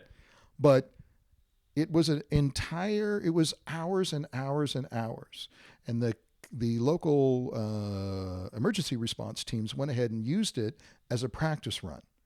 And they called the right people, and they did the thing, and they brought people out, and they washed this guy down. Like, they went through the whole thing as if it was. People were sequestered. These people kind of go over here. And now I was in the building, so I couldn't leave, which was fine for me. But I went ahead and left anyway, and I went and got some games, and I got some stuff for them to be able to play. And like, we all hung out. We did a thing. While their boss was hiding across the street. Now, yeah. If I'm all about me all the time, and I get this, well, if my cup's not full, how can I serve somebody else? Fuck that. When is your cup full? Tell me exactly when your cup is full, because it never is. You will never, ever be all in my state of fullness, so now I can help you. That's never going to happen. Yeah, I hear you. I hear you, and I agree with everything you say. I guess the point that I'm making is for you to be able to go up and go over there, you need to have some sort of, you need to be in a state where you can do it. Basically, you cannot, I don't know, if your leg's not working, if you, I don't know, if you... Even if my leg was broken, I'd still would have been over there on crutches. Even if... I'm sure I didn't sleep well. I have a hard time sleeping. I'm sure I hadn't eaten. Nobody thought about food. Men step up and do the right thing because it's the right thing to do regardless. Period. End of story. That's the difference between a healthy masculine and the feminine or the toxic masculine. We fucking do the right thing. That's what we do. Regardless of what pain and suffering is involved, getting there or doing the thing. Just like that video I posted the other day, the guy on his motorcycle somewhere in some Asian place. I don't know where it was. He's going through traffic. He looks, he sees this couple. They're like trying to waken their child. The child's out. They don't know what's going on. Holy shit, she's having some kind of seizure or something. He first tries to get people in front of him to move out of the way. The cars won't move. He comes back. Come on. Gets the dad, the daughter on the back of the motorcycle, hauls ass to the hospital. That's the right thing to do. Oh, I don't know. Can you give me $20 for gas? I don't know. I didn't work yesterday. Oh, so no, you do the right thing. And if we're all leaning forward and like we talked, you heard it said yesterday or the other day, multiple times, quote unquote, sacred sons step in when others step out. When other people want to run out of the building, we run into the building. That's what we do. That's what men do. And without men doing that, we got fuck society. That's why all this shit's going wrong, because men turn and hightail because, oh, it's too hard. I didn't sleep well. My back hurts. My foot's thing. A million excuses not to show up. Men show up like you did today, helping dig in the ditch yesterday. You showed up. You're here. Okay, yeah, let's do it. Oh, but my back, I got a pinched nerve. I've been working too hard lately. I don't have the right shoes. Like, we can come up with a million excuses, which is what men do today. So many men do, especially young men. A million excuses not to do the right thing. When you know deep inside of you, you are born with the right thing to do. You know exactly what the right thing to do is all the time. And you have all these micro moments where we choose not to do it. And that's why things are so fucked up in so many places. It's also why, and somebody was telling me the other day, I forget what it was. They were going on and on. Oh yeah, after my talk, some young man came up and he was very nihilistic. Everything's screwed. Everything's screwed. Why I shouldn't have to do anything because everything's just fucked. So okay, really? You're sure about that? Everything's fucked. You're sure? Or is it that that's just the information that you're getting? You're just getting spoon-fed a tiny microcosm of what's really going on in the world.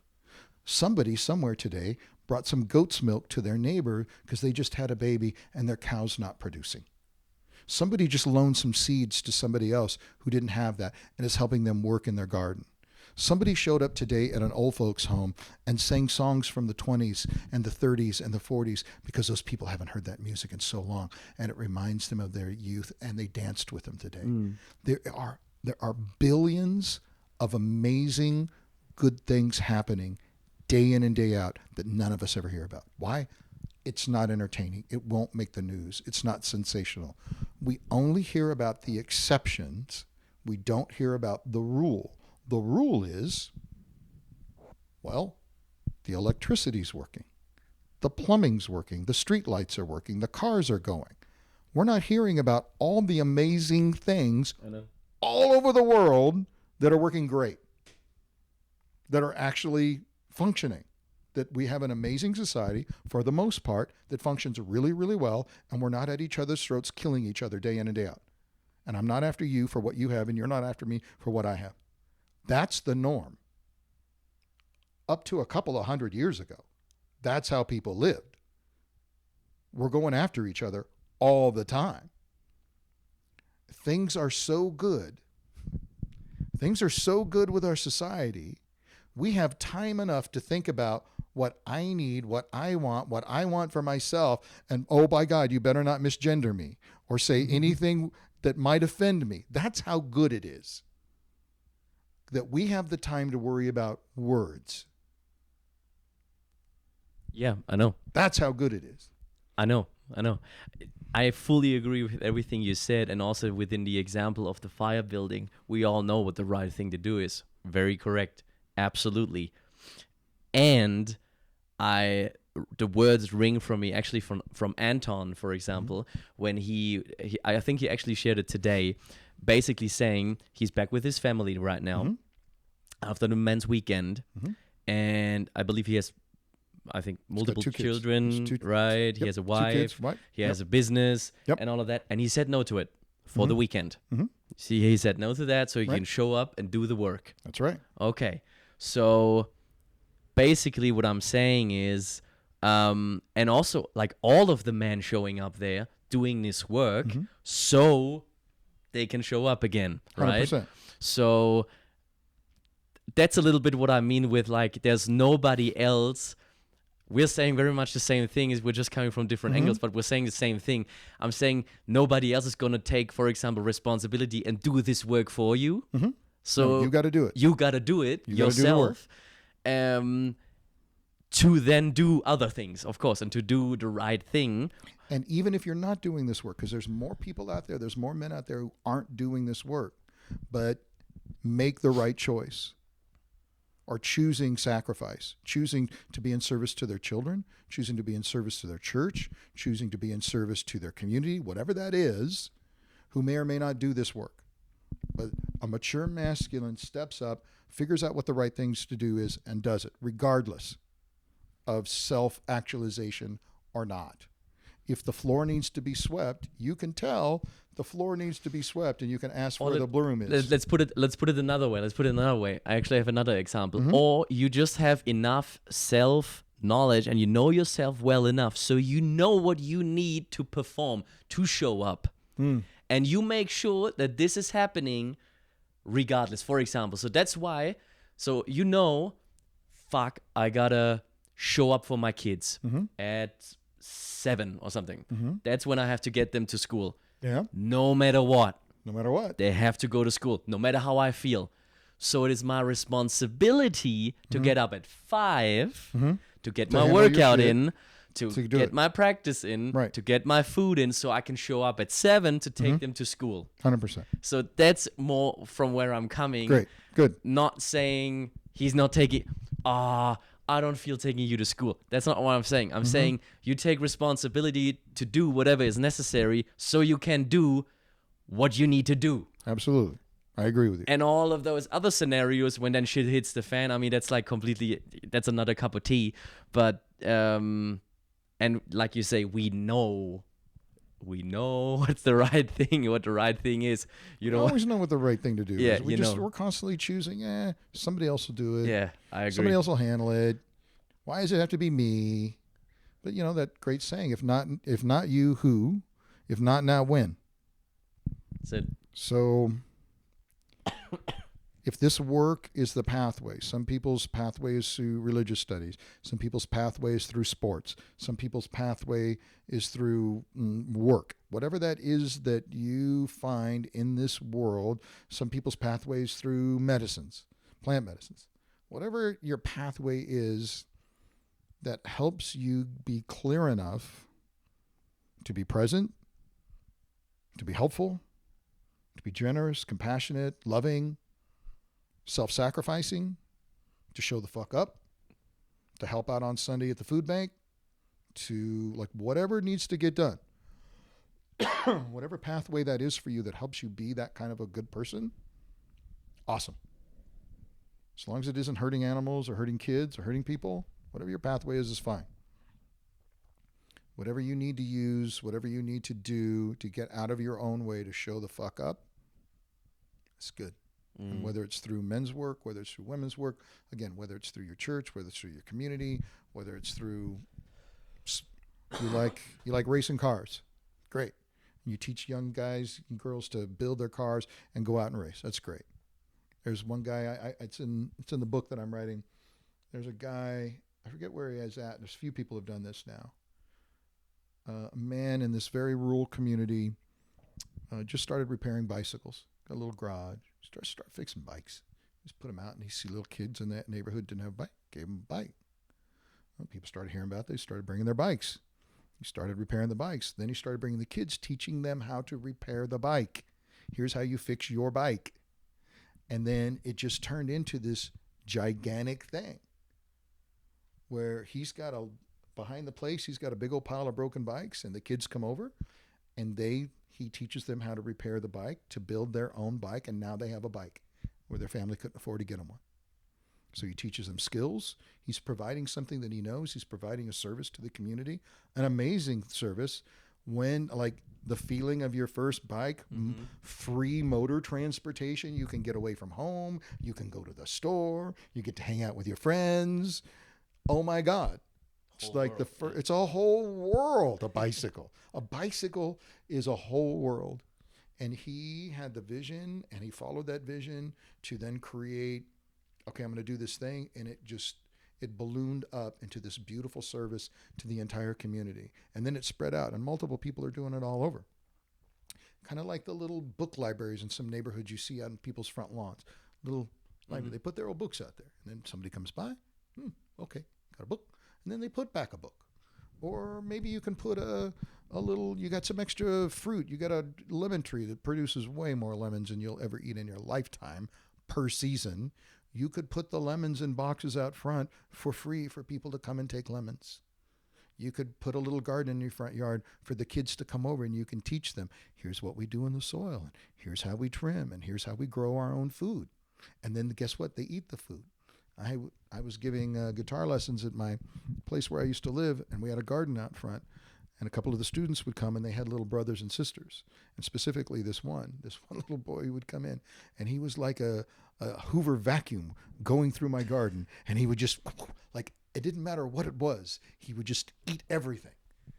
And it was just so amazing to watch that garden. My work, planting, nurturing the garden, nurtured him, which nurtured his parents, which then nurtured their family, and taught that little one and the family the value of self-provision. We can grow food, and it's really fun, and it's great. And if we take care of the plant, it'll keep giving us food. Mm-hmm. You know, and like it's what you're saying. If I take care of myself, it'll keep feeding me and others.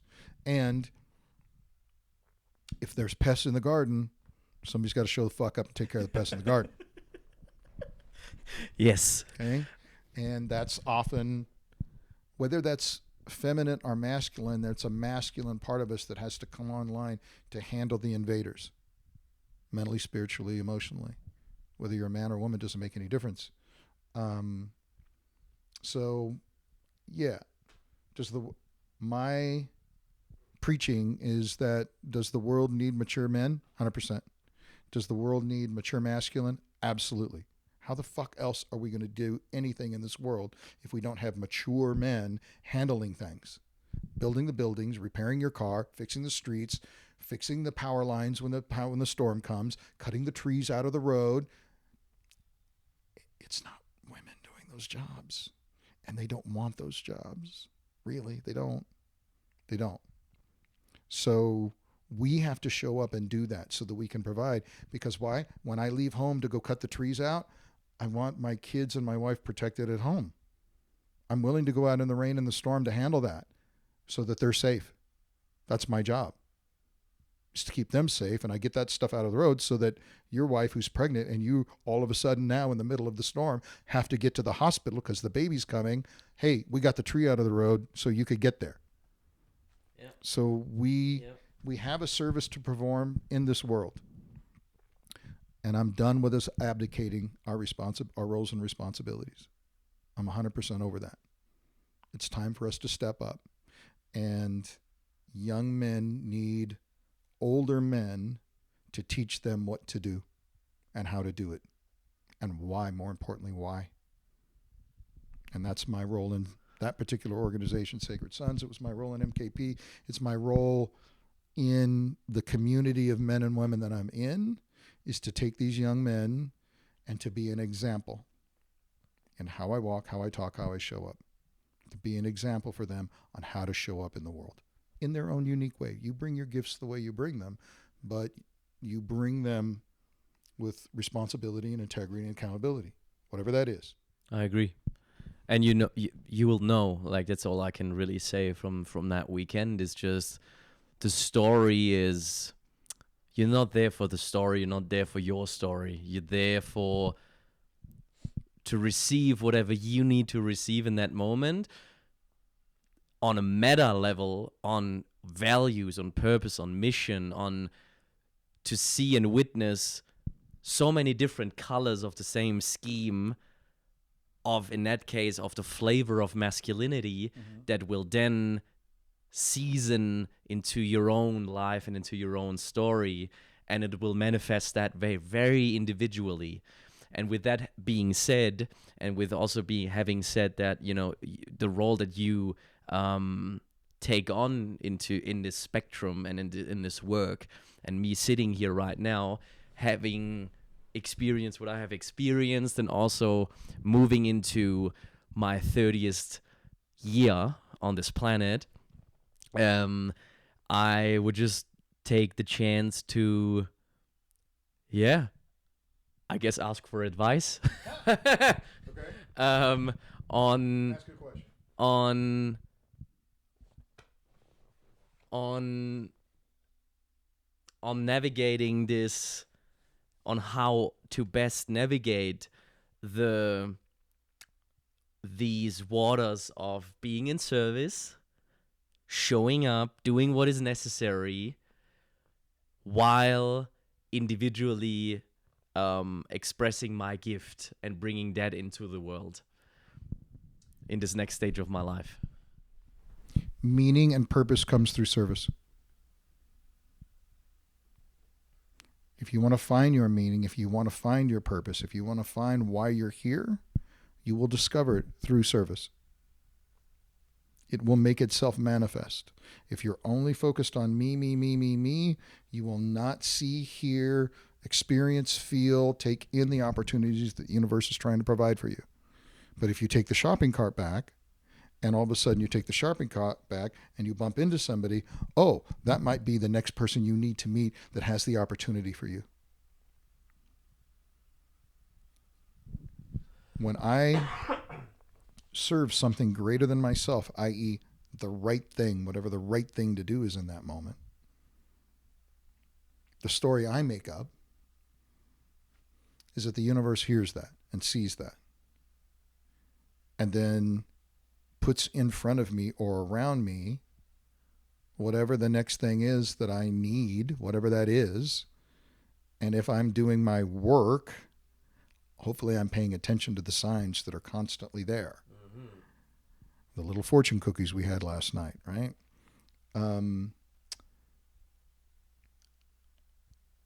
But over and over again, every study shows, everybody who's been on the planet any length of time knows that by showing up for others, it makes life more meaningful, more purposeful, more beautiful, more rich, more rewarding. And in those moments, the pathway becomes clear. Mother Teresa was not in those slums for her and her sainthood and her reputation. Princess Diana did not do all the work with the mines and working with those children because, oh, this is a really awesome photo op.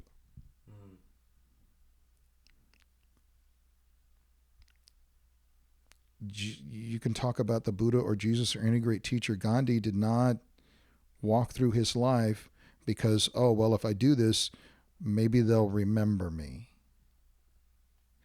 There was a guy on the weekend, I noticed he had a tattoo on his right calf of Martin Luther King Jr.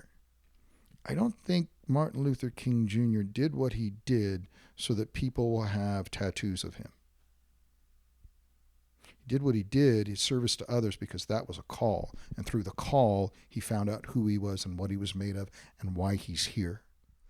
It's really, it's amazing, to hear that again. Like, I'm getting chills because, I don't know, I mean, it's so, like you say, every great teacher also said that, and all the great religions say it. It's karma yoga. It's becoming the vessel of the universe expressing itself in, and you're still gonna bring your flavor to it. I mean, Surrender Experiment, Michael Singer. I mean, my God, if there's like any more sort of like vivid example of how that can look like, and what the mind and his story had in mind for what he should do and what he ended up doing, serving gazillion people and blessing them in one lifetime. So many gifts expressing himself just because he got out of the way, basically. Right. So yeah, it's a huge inspiration, and I'm taking that with me. Because really, do you really think all this is about you? No, it's not. It's not.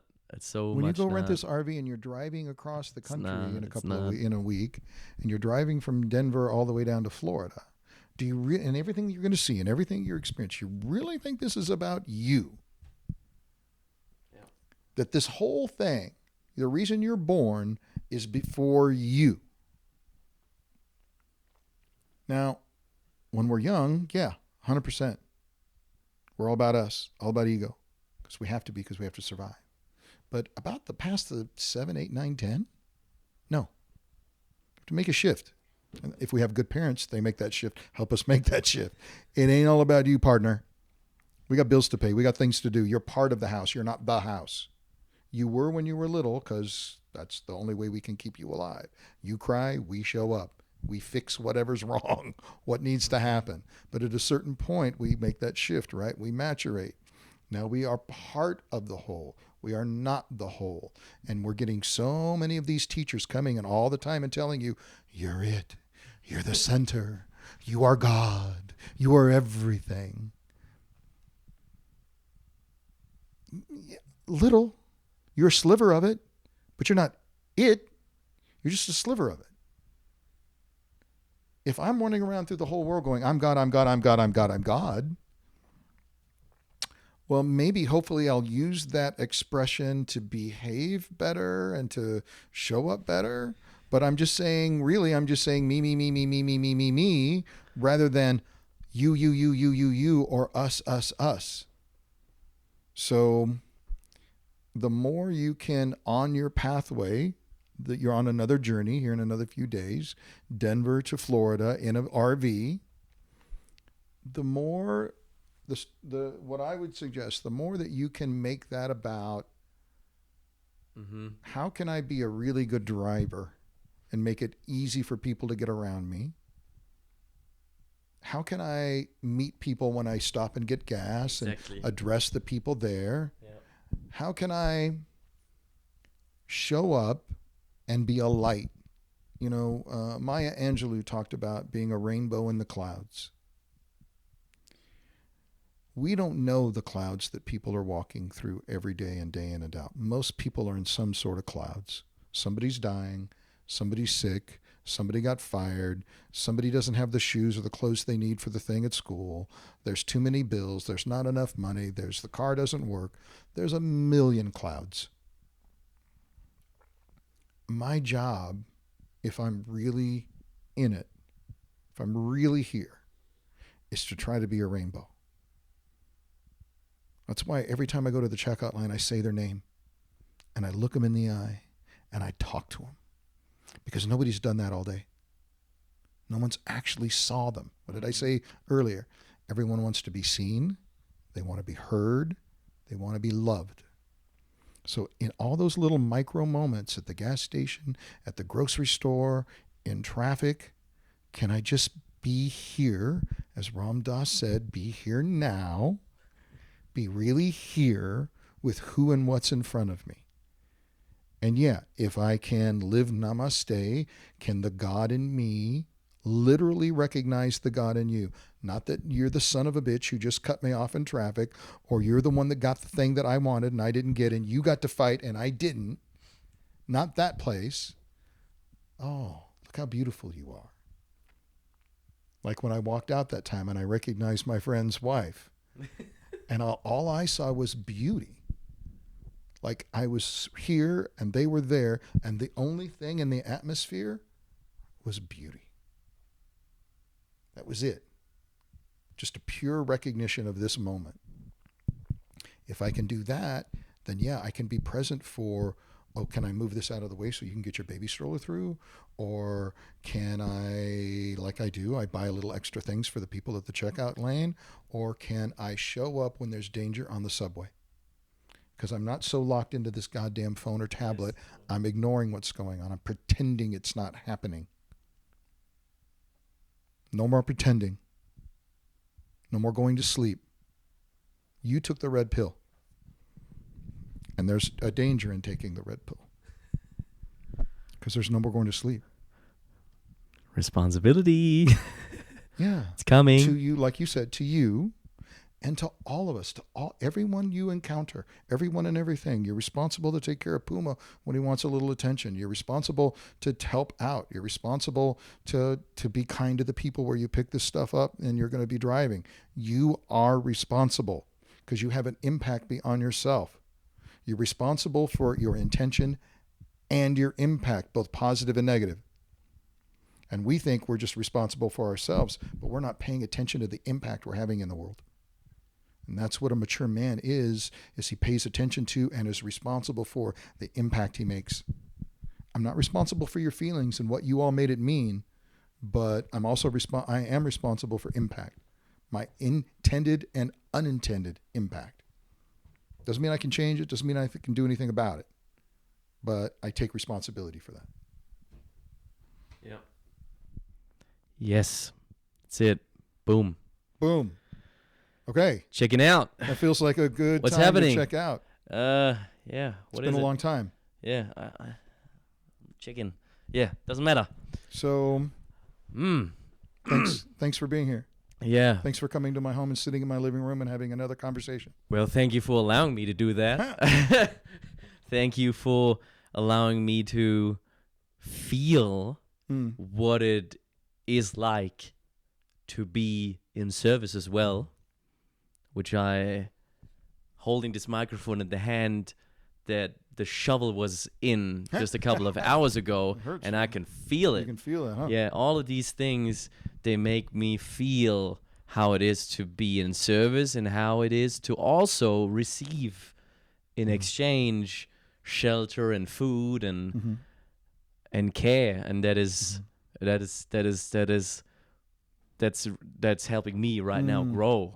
That's helping me and teaching me a lot. So that's that. And for the whole other thing, to introducing me to the world of men's work as well, and to a world within myself that was there but utterly neglected for many years, which I have rediscovered and are now which I'm now actively nourishing. And within that process, you play a huge role, and I want to, from my heart, very much acknowledge that, Vince. I appreciate you very, very much. Everything you've done so far for me, and for so many others. So thank you. Yeah, I appreciate that. Thank you for hearing the call within yourself. Thank you for calling in somebody to inspire you, because I didn't do that. You did that. And to thank you for being willing to step in. It's not an easy thing to step in. It's not an easy thing to wake up. And it won't be easy. I'll tell you right now, it will not be easy. But it'll be the most rewarding and the best thing you've ever done. It'll be the most fulfilling, and you will find your mission, and you will find your purpose. It will become clear because you've chosen to wake up. You will not find it through self-importance, through medicating, through all the other ways that we can choose to go through this life. Your purpose will never show up there, but it will show up if you take responsibility, you become accountable, you become a man of integrity, and you do the right thing. The universe will go, here's something you could do. How about that? How about doing this? You seem to have some skills at this. How about trying that? So I appreciate you. I honor you. I see you. I hear you. I love you. And I'm glad you're here. And I'm excited about the rest of your journey. And thank you for this opportunity and this conversation. Appreciate it. Thank you, Vince. 100%. Thank you. Done. Done. Wow. We did it.